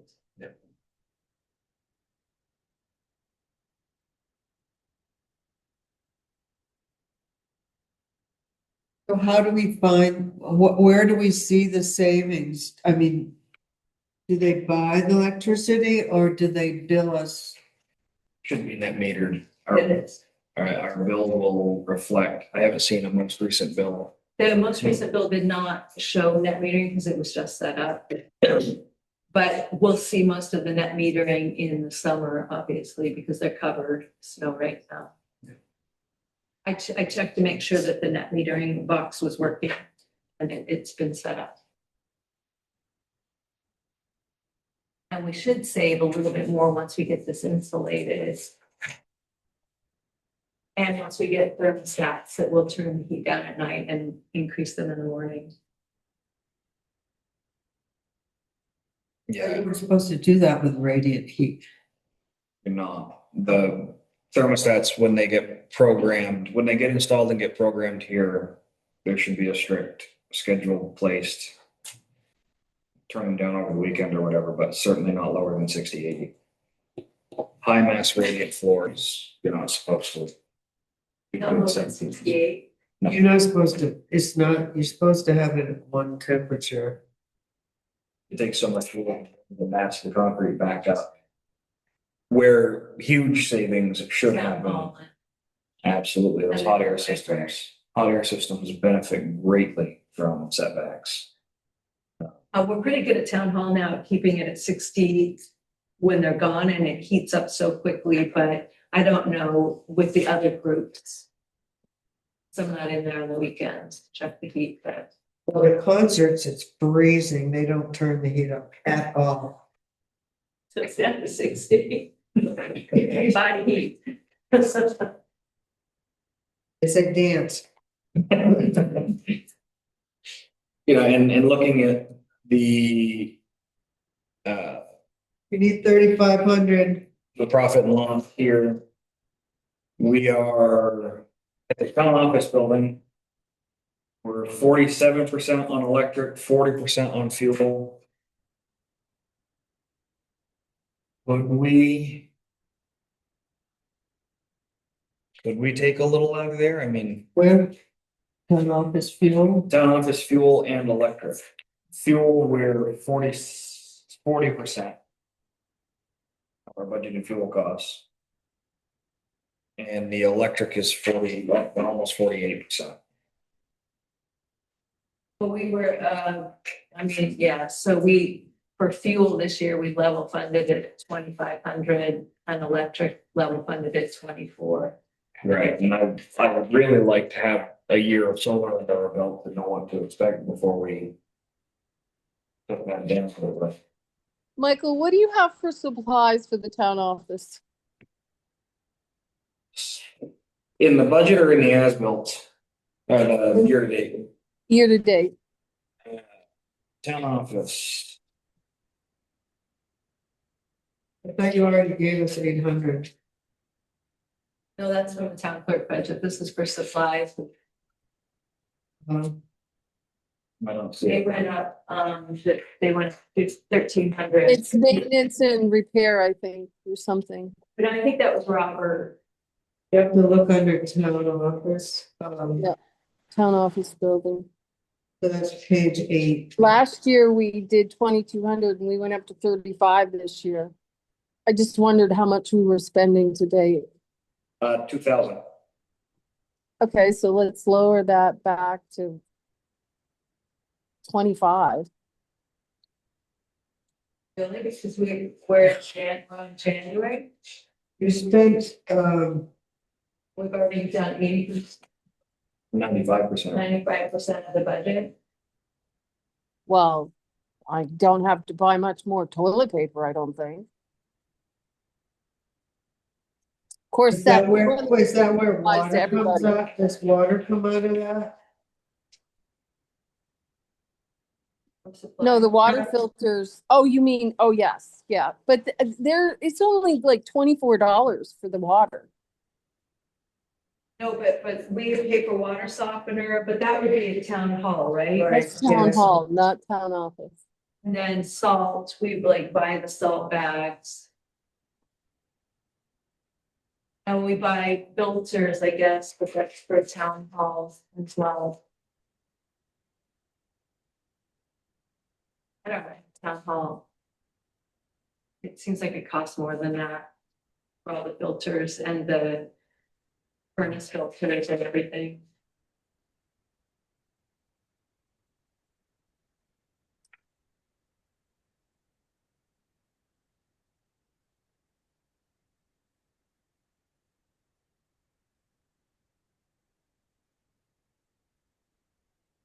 Where are they getting the air filters for the furnaces from? I just buy them online. How much are you paying a piece? I don't right now. I don't have it in my head. I know at Home Depot, you can get them for like 3-pack for $20. Yeah, but you have to drive into Home Depot. Unless you have them shipped. I think I searched for them online and I found the cheapest that had the same quality.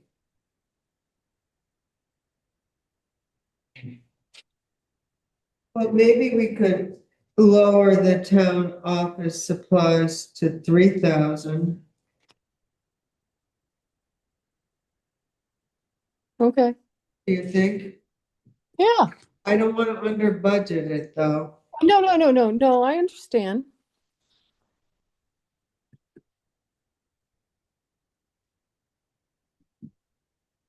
I won't buy as many Post-it notes.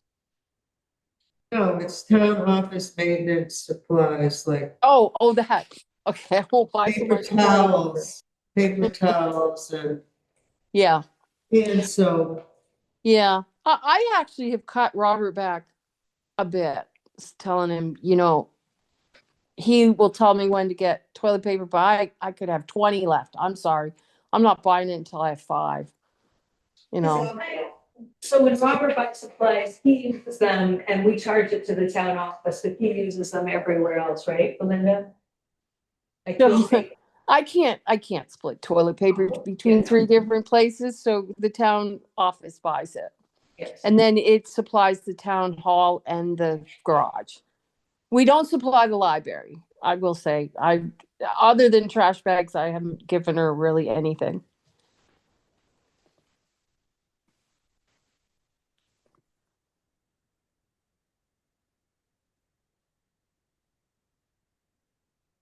And I want to eventually get rid of the rugs. So that will cut into it. And I think in 2027 we can get rid of them. I just don't know the date. Oh, so the rugs come from supplies? Yep. Rug rentals? UniFirst. Yeah. So that's why, because that just keeps going up. What is that, like 200 a month? It's like 100. Yeah. When we started out, Linda, I think it was what, 90 something? So if you drop this 35 to 3,000, that keeps going up every. Do you think you could like keep the rugs, but tell them where you're buying only getting 2 of them? Or they won't? Yeah, I can cut it back to 2 instead of 3 or 4, I think I get now. And Wait then a minute. see if you can do that and then we'll buy a rug. Yeah. Okay. I've been doing that with the uniforms. I've been doing that with the. Yeah, that's how I'd get around it until 2027, cut back half of it. Right. And then we'll buy rugs to replace it. Yeah. Because half the time they're not even dirty by the time they No, they come. aren't. They aren't.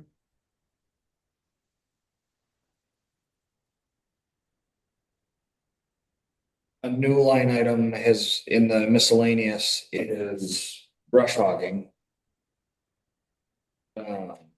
Which does not include our contract obligation at the transfer station, correct? That's Transfer correct. station. Transfer station pays for their own between 700 and 800. So our mowing contract goes out to bid this year. It looks like we're budgeting for a slightly higher. We're also adding some work. We want to discuss our expectations for brush hogging and see if we can lower that number. Well, the forest was very specific about what they want done. The rail trail, we don't have to do. I just think it looks bad. 64 School Street, we talked about, but we really didn't make any decisions, or Bear Swamp. But the athletic fields, forest, and the other brush hogging that we normally did should probably stay. There really isn't any money to be had there. We'll know next year really, the difference of what we missed or need. Okay.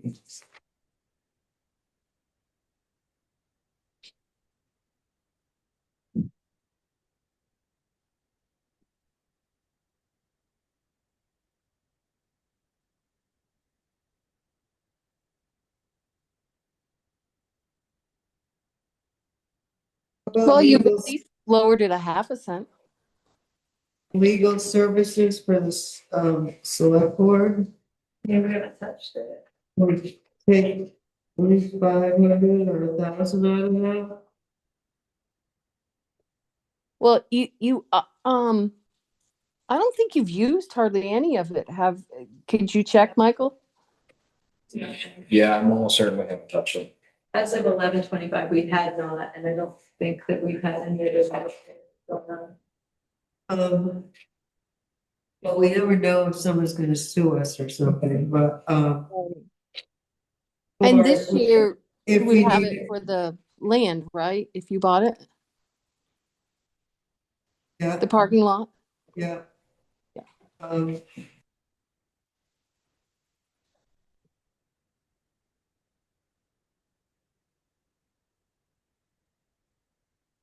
Well, we did get sued once anyhow, didn't we, for the tax thing? And didn't VLCT Yeah. actually paid for that? Right. Are they still offering those kind of legal services now? Well, it's not that they're offering them, it's they're protecting us because they hold, we have insurance, Oh, it's insurance. with them. And so they don't want to have to pay out. So they hire a lawyer.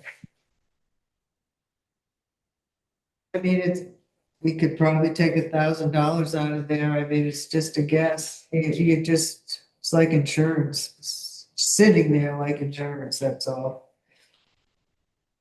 Yeah, I would say we could pull some out of there. Another one is our select board miscellaneous. We've used $6. That's wrong. Oh, Well, never mind. That is we totally just barely use some. 490. Yeah. What is it for? What do we use that for? Christmas gifts. Oh, that's right. How much is in there 22. for our miscellaneous? Oh, that, yeah, budgeted is 2,200. Yeah, I think we could probably lower that. At least by 1,000, if not by 1,200, do you think? We took Yeah. 1,000. We took 1,000 out of both. That would allow us to apply from line item to line item. Like other departments do, say we did get sued with the full our miscellaneous fund to fund our legal needs. That's one way of putting it. But But- right now, we've got $4,000 in unallocated miscellaneous. Michelle pointed out that we had, we used, remember that $2,000 thing we had, refresh my memory, Michelle, that they gave us 2,000, we used signage for the rail trail. We spent what, $500? The community fund, the Vermont Community Fund, we have $600 set aside for the rail trail signs. But the Vermont Community Fund is still sitting there to bring it. So those are designated funds you could put in for revenue and use it somewhere. Do you remember the requirements of that, Michelle? I have the letter here, I think it was like filed. I don't know, Belinda, actually, because I don't know that I Of the Harvard Coalition, the Vermont Community Fund. Yes. $2,000 and part of our continued work on flood response and recovery. For projects that support community recovery, flood damage to the Lamoille Valley Road Trail, the remote use of the LVRT. For the community's economic development. This may include flood cleanup projects, landscaping, rebuilding, events, or other activities. We haven't spent that.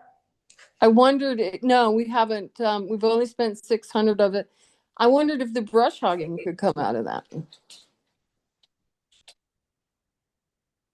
Cause that's the forest, the rail trail, around the rail trail, you know, the Westover, that was a flood property. Bear Swamp is a flood property, in my opinion. But I'm just saying.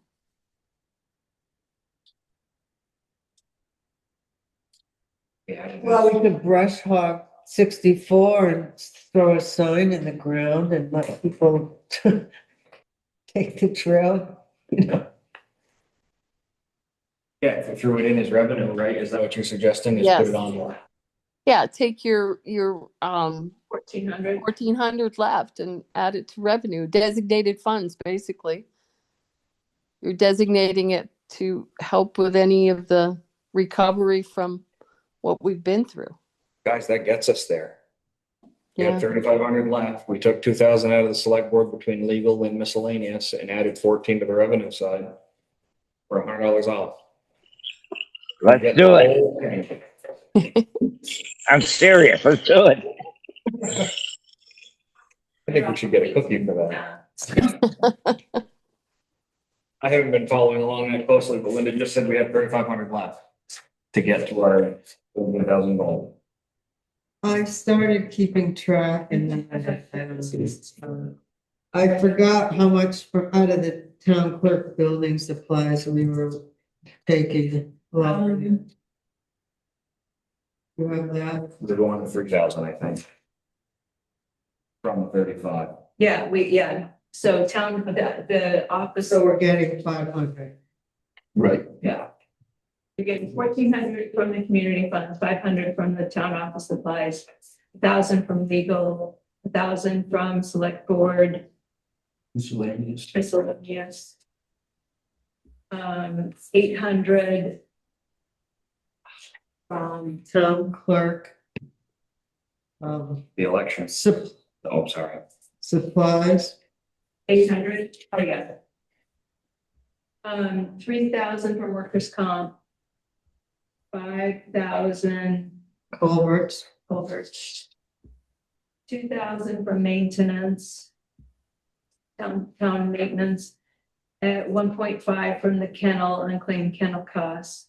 And 1,000 from the election official. Election officials.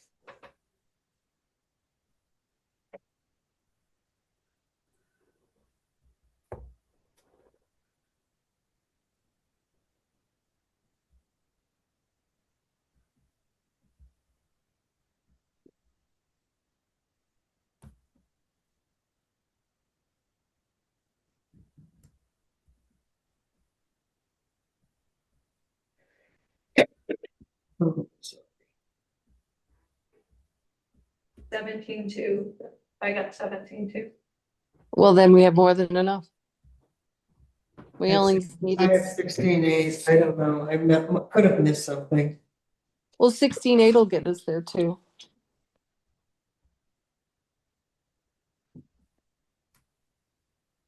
All right, guys, you did really good. Not good enough, though, all right, I want another thing. I literally have all night. I will sit right here. Anything to do tomorrow. But I think you're gonna tap out. There's so much of, I mean, joking aside, there's so much of it that's outside of our control. Correct. And quite honestly, the reason that we were able to keep it as low as we can is mostly due to insurance.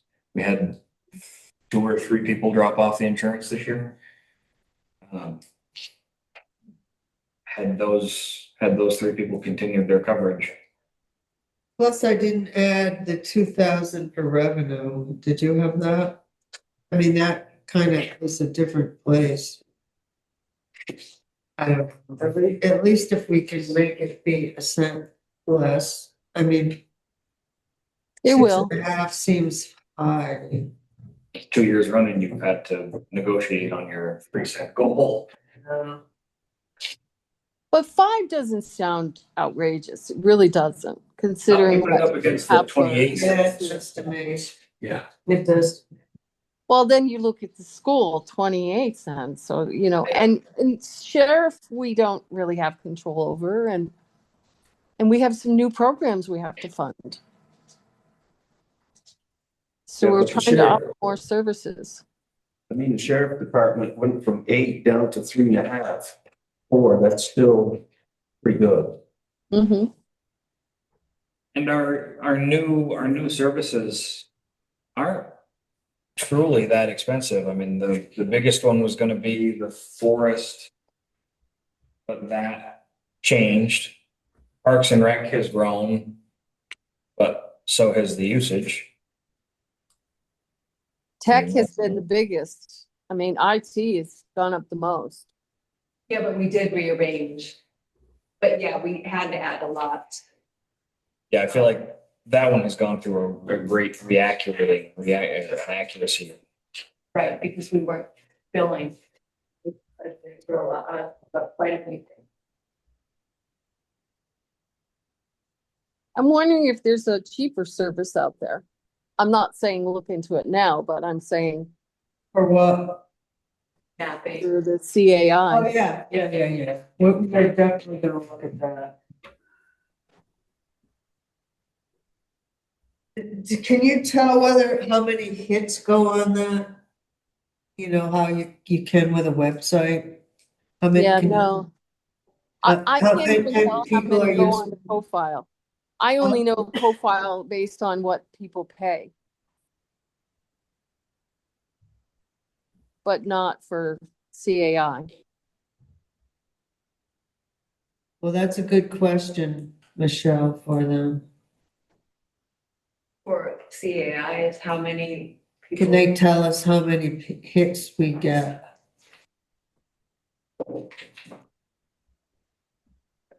If they were not.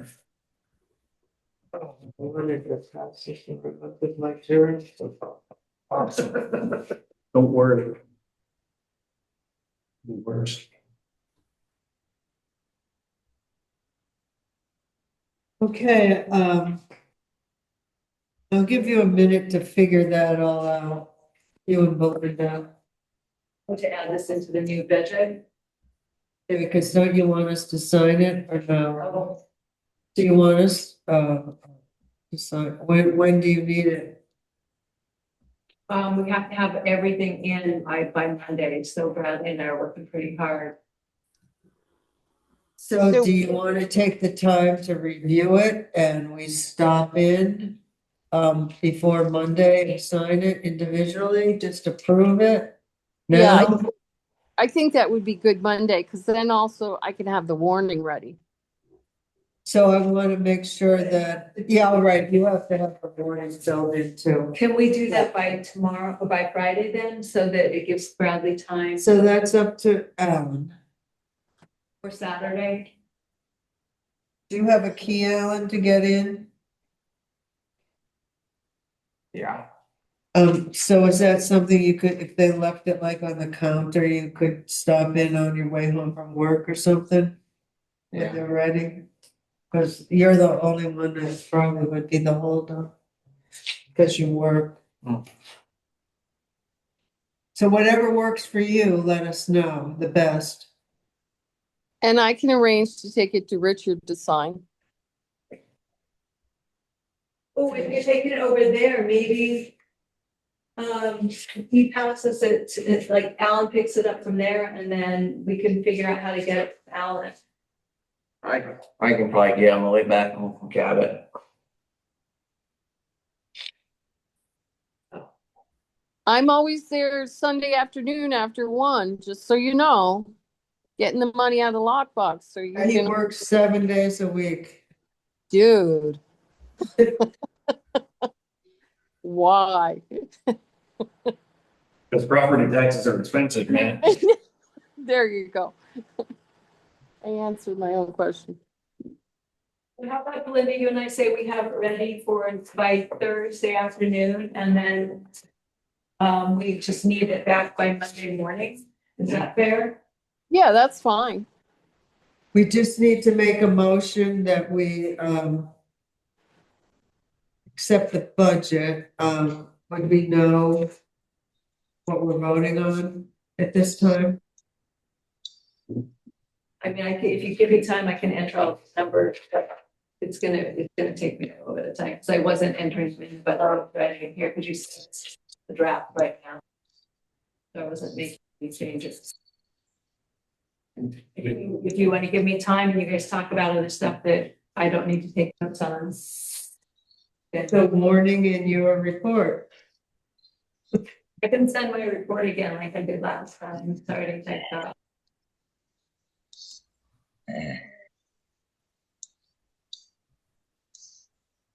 Right, so why don't we, is anyone else, did anyone else get a copy of the, Yeah. So here's a copy of the warning, we'll move on while Michelle does that, all we really need is,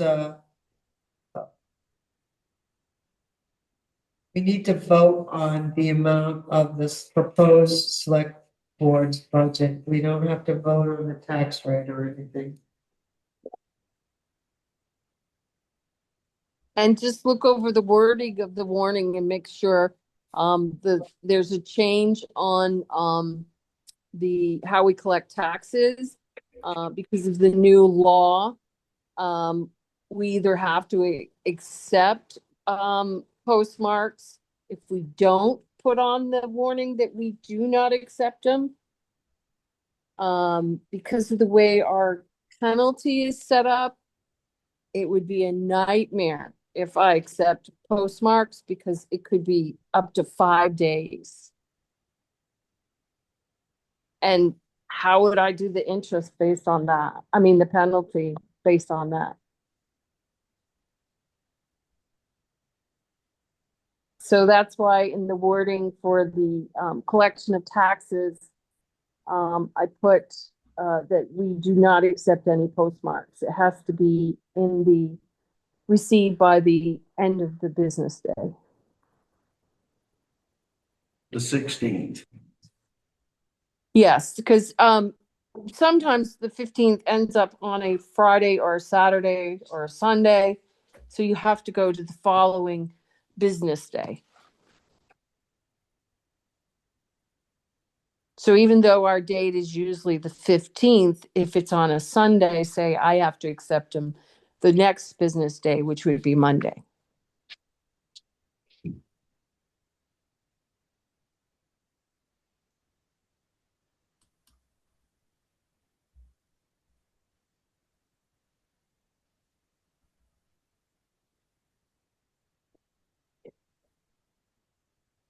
That's going to a lot of people who try to send it in day of.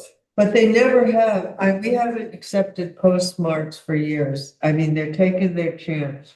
That when I was town clerk, we have a policy and we do not accept them. It became quite an issue. And you know how the mail is today? It might be 10 days and you have to close your books and do a warrant immediately by law. How can you do that? And then something comes in the mail and you have to redo it and redo it and redo it. It is a real nightmare. This is when it's due. You know, mail it soon, 15 days ahead, or bring it in, or pay online. You can pay online. Or if they're going by, use the Dropbox. Right. Yep, we always check that Dropbox all the time. Bill, you have a question? Can you hear me? Yeah. Hey, good. No, I don't have a question.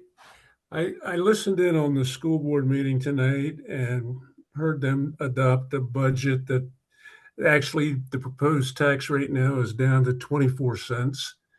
And we don't know what the legislature is going to do. And I heard them, patting themselves on the back for cutting OSSU $1 million when OSSU came in and asked for a $2 million increase after last year, which was like a 16% increase. But they feel good about that. I'm glad for them. And I just decided to tune in and watch you guys because I needed my blood pressure to come back down to some semblance of order. And I just want to thank you for what the hell you do for this town that most people don't even realize. And listening to you go through this budget tonight, I don't know. After looking at the school things and following that for the last year and a half, I don't know, but I know you don't get thanked enough, and you should get thanked. And I don't know that the people in this town really, really understand and appreciate what you do. And I just wanted to hang around tonight and listen to you for a while and get this opportunity to say, damn, you're a special group, and I appreciate you. Well, thank you. Wish we could do better. With the budget, that is. Well, your budget's a walk in the park compared to what I'm looking at over here on this other side.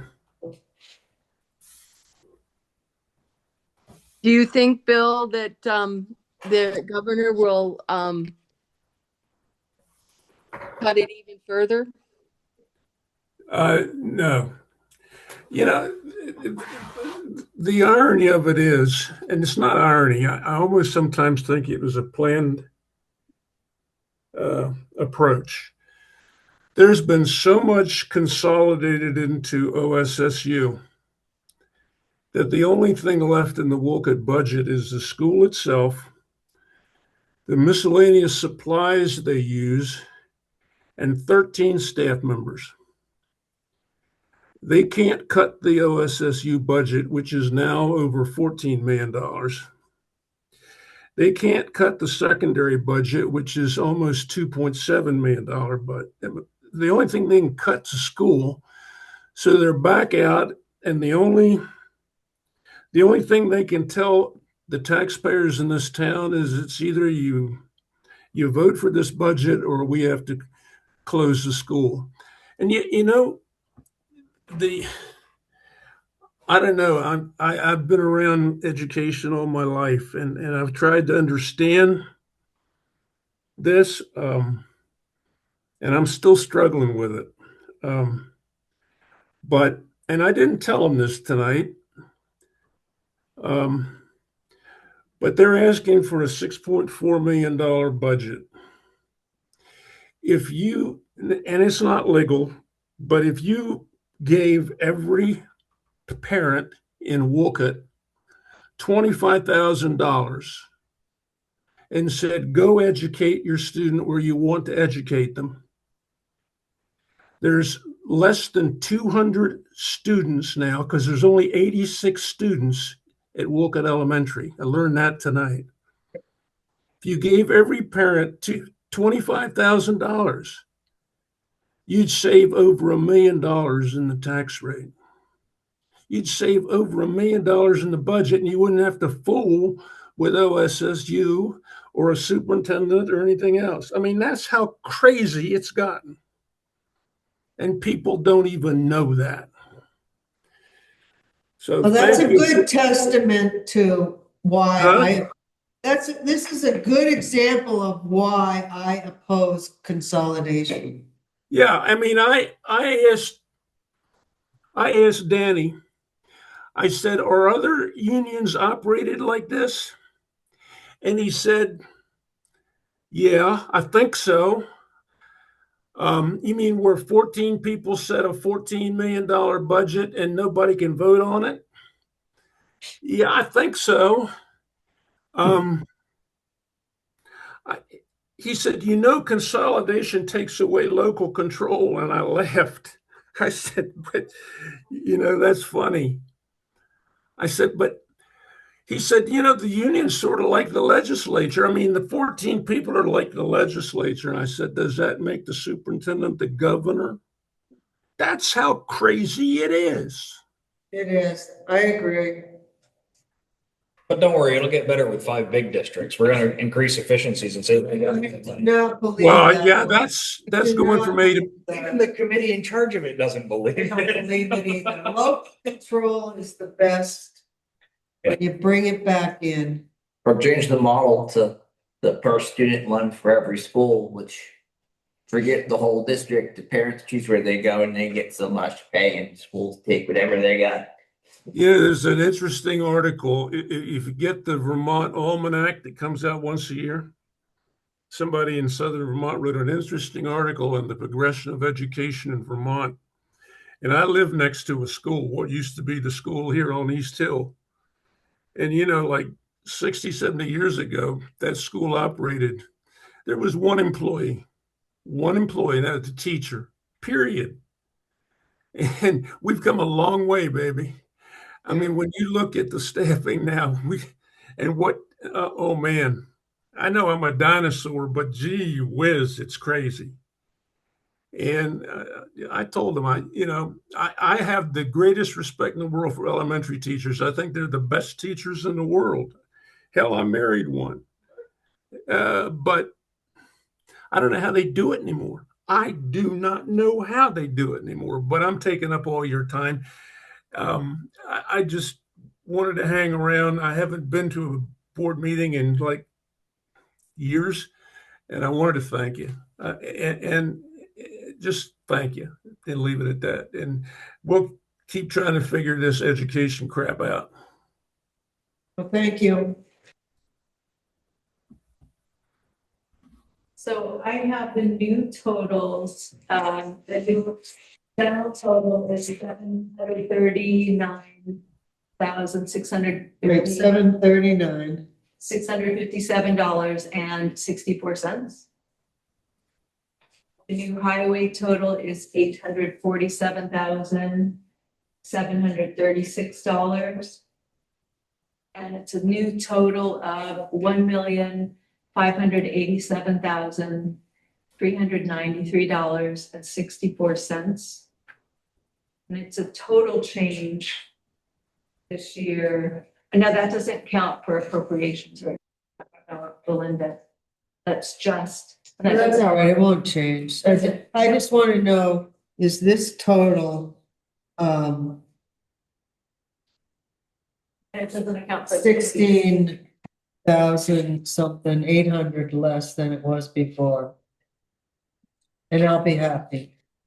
Well, I don't know because I didn't save the All total. right, I have it, well, I have a printout. Oh, okay.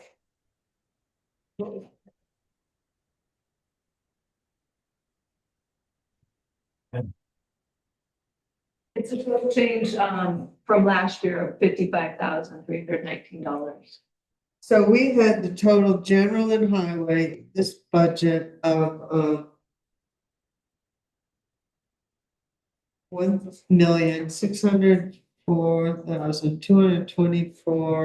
$1,604,224.54. So we're at $604,224. 64. Minus, you said now it's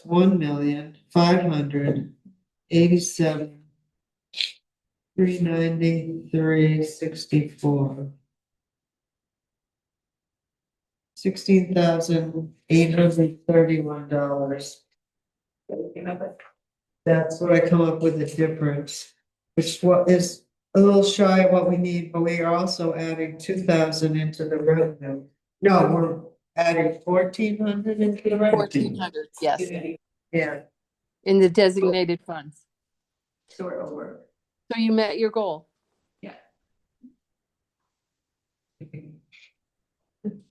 So 5.5 cents. Roughly. I don't know what else to cut. You can't, you're gonna be back in the black. And Well, we're just Fight to being, get back where it was. yeah, we're gonna be in debt, not able to pay our bills, but it's It's crazy to keep filling yourself.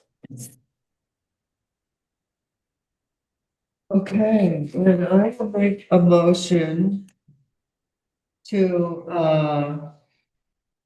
adopt the fiscal year 2027 Wolcott Select Board proposed budget in the amount of $1,587,393.64. I'll second. Yeah, I was going to do that. Any further discussion on that? Ready to vote? All those in favor? Aye. Opposed? So carried.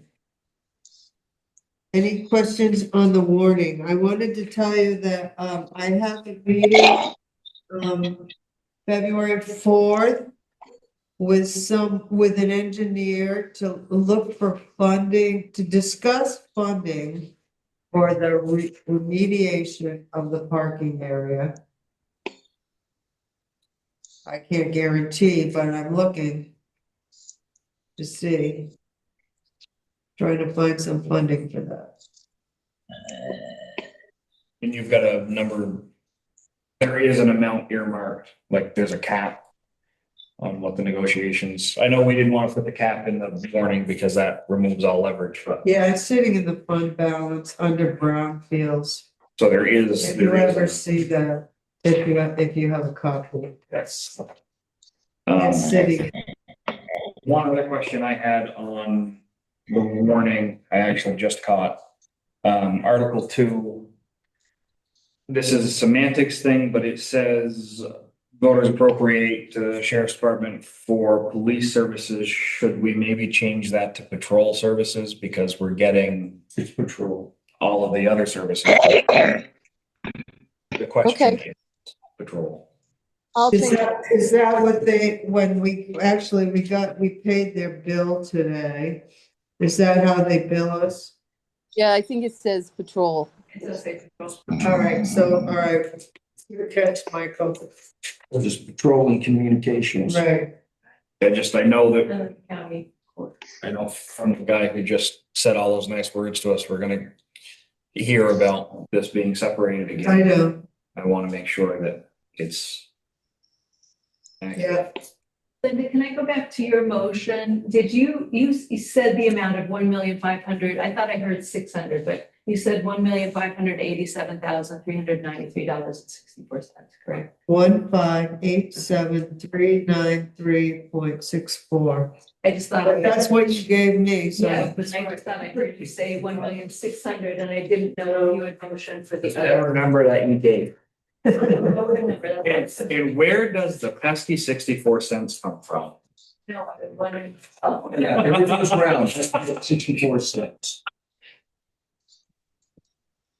Anyway. Want to spend Off the 64. more than- Yeah, 64 cents, get rid of it.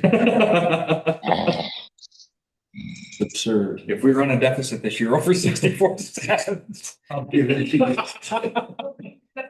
Yeah, and then you have like 10 cents for, oh, it's salaries. Oh, is that what it is? Oh, okay. All right, that makes more sense. It's still round insane. it down and make it zeros. It's still insane, but at least I know where it came from. You know, that's what they do with these advertisements. It's only $10.99. Well, it's not $11, so it's gonna be good. That's what we should do. We should make it 1,587,393.99. How are we ever gonna get 64? Those going to five. It was it, every deal will be a 5 cent difference. And 92.99.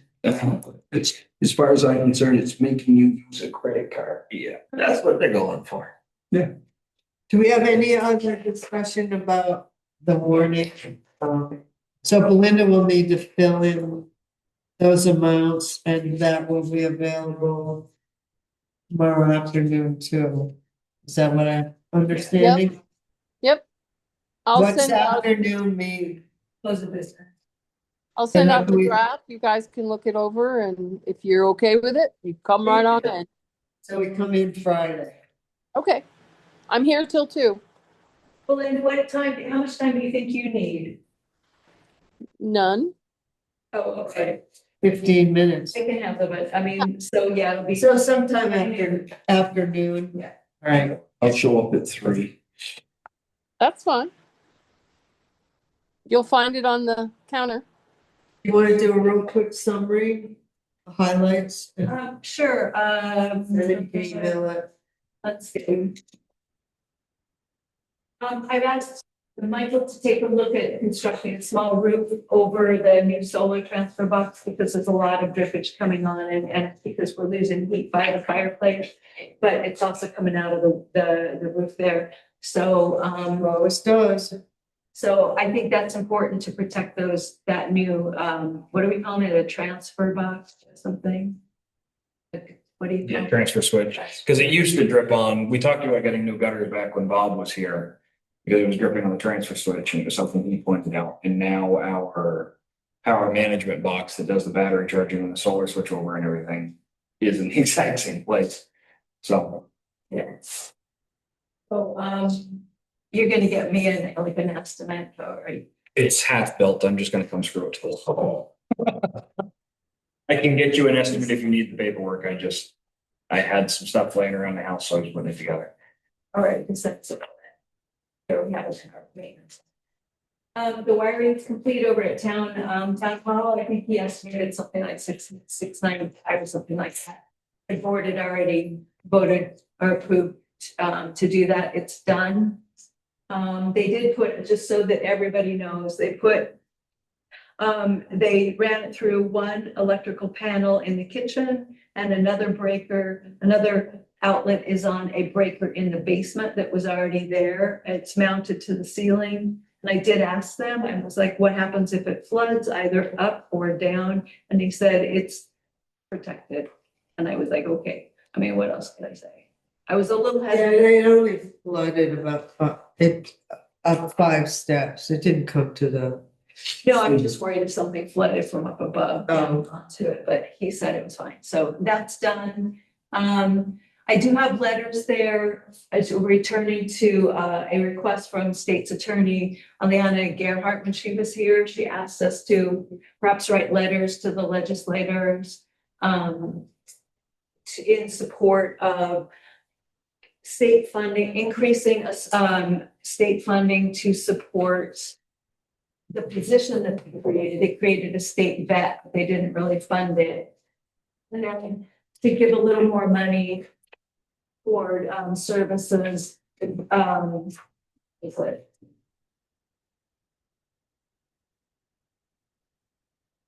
Find funding for a state vet and triage center, in addition to additional funds for rescue animals. I think, I sent it to you, but they have been approaching the legislature about changing animal cruelty regulations or laws right now. And so I drafted a letter, Aliana approved it, and Linda took a look at it as well. So that we can, if the select board can sign one of each of these letters to our representatives, then, and senator, then we can get those mailed out. And I think other towns are gonna do so as well. I submitted a traffic study for East Hill Road. And then we got a call from Pat Rickard, about speeding on Keeler Pond Road. So in the traffic study, and that's a dead end road, basically, Keeler Pond. So in the traffic study, I asked that they put, a meter about 100 feet off onto Keelan Pond Road so that we could figure out how much traffic is entering East Hill from Keeler Pond Road and maybe if those are indeed the speeders. And Michael kind of took a look at where we were going to set up those monitors. So that's been filed. I think I just wanted to let you know that after town meeting, there's a plan to draft the traffic ordinance amendment to set the speed on East Elmore from School Street to the Forest parking lot at 25 miles per hour. I went up and checked, and School Hill is 25 already. WAC would like to take this. The Wolcott Arts Collaborative wanted kind of a logo approval for all the committees. I have it on my phone, I can show you. We kind of all agreed, and we just wanted to know that we have the approval to print this on our banner, and then we could start using it on social media and for other town committees. why other town committees now? Just so that we have consistency. If they wanted to, it's there for them. Is it the town logo? I showed you, it's You the, did, but I'm asking questions now because I'm thinking about it. I mean, the pictures were nice, but is it anticipated this would be our new town logo? Or what? whatever you want. Oh, It's just for our committee right now, but this is you don't one, want me to touch it. this is the one version, and it can be, so this is a long version, and it would be centered. It's just using the bridge, It's just at a different angle. yeah.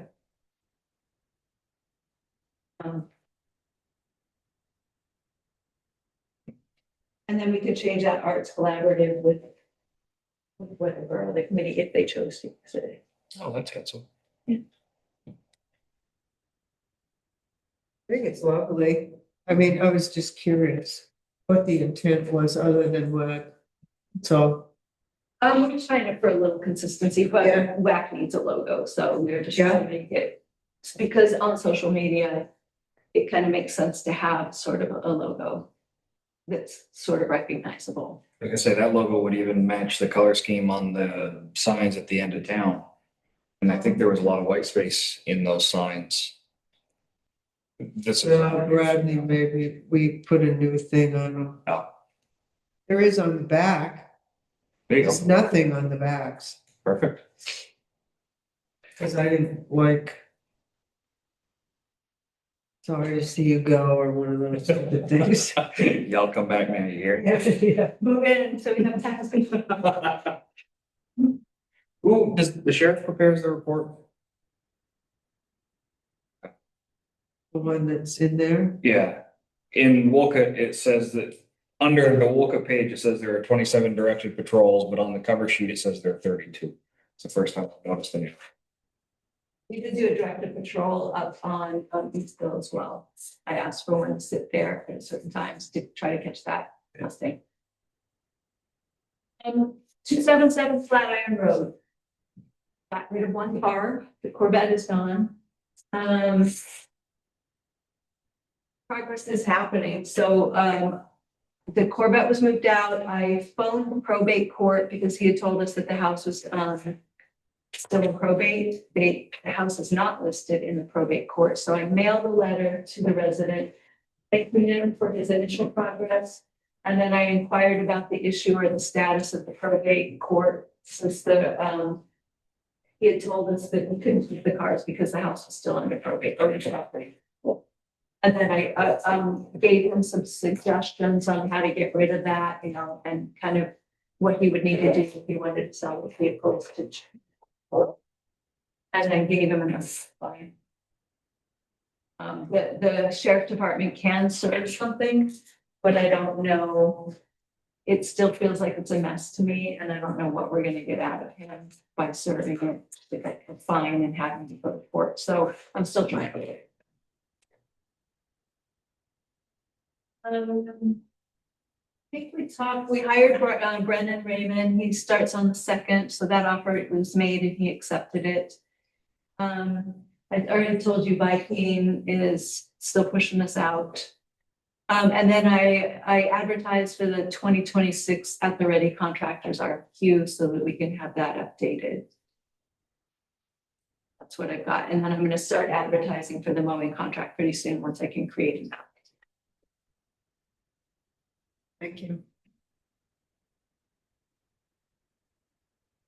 So does anybody have any updates or anything?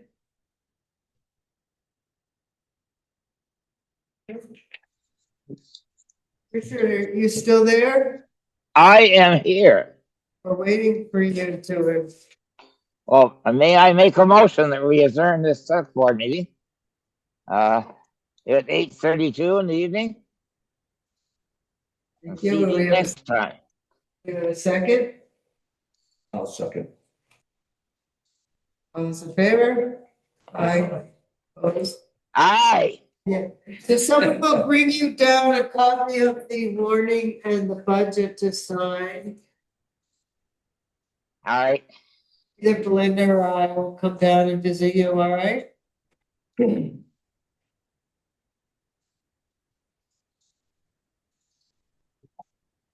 What's that? Either Belinda or I will come down and visit you and bring you a copy of the budget warning to sign. Oh, no problem. No problem. Okay. All right.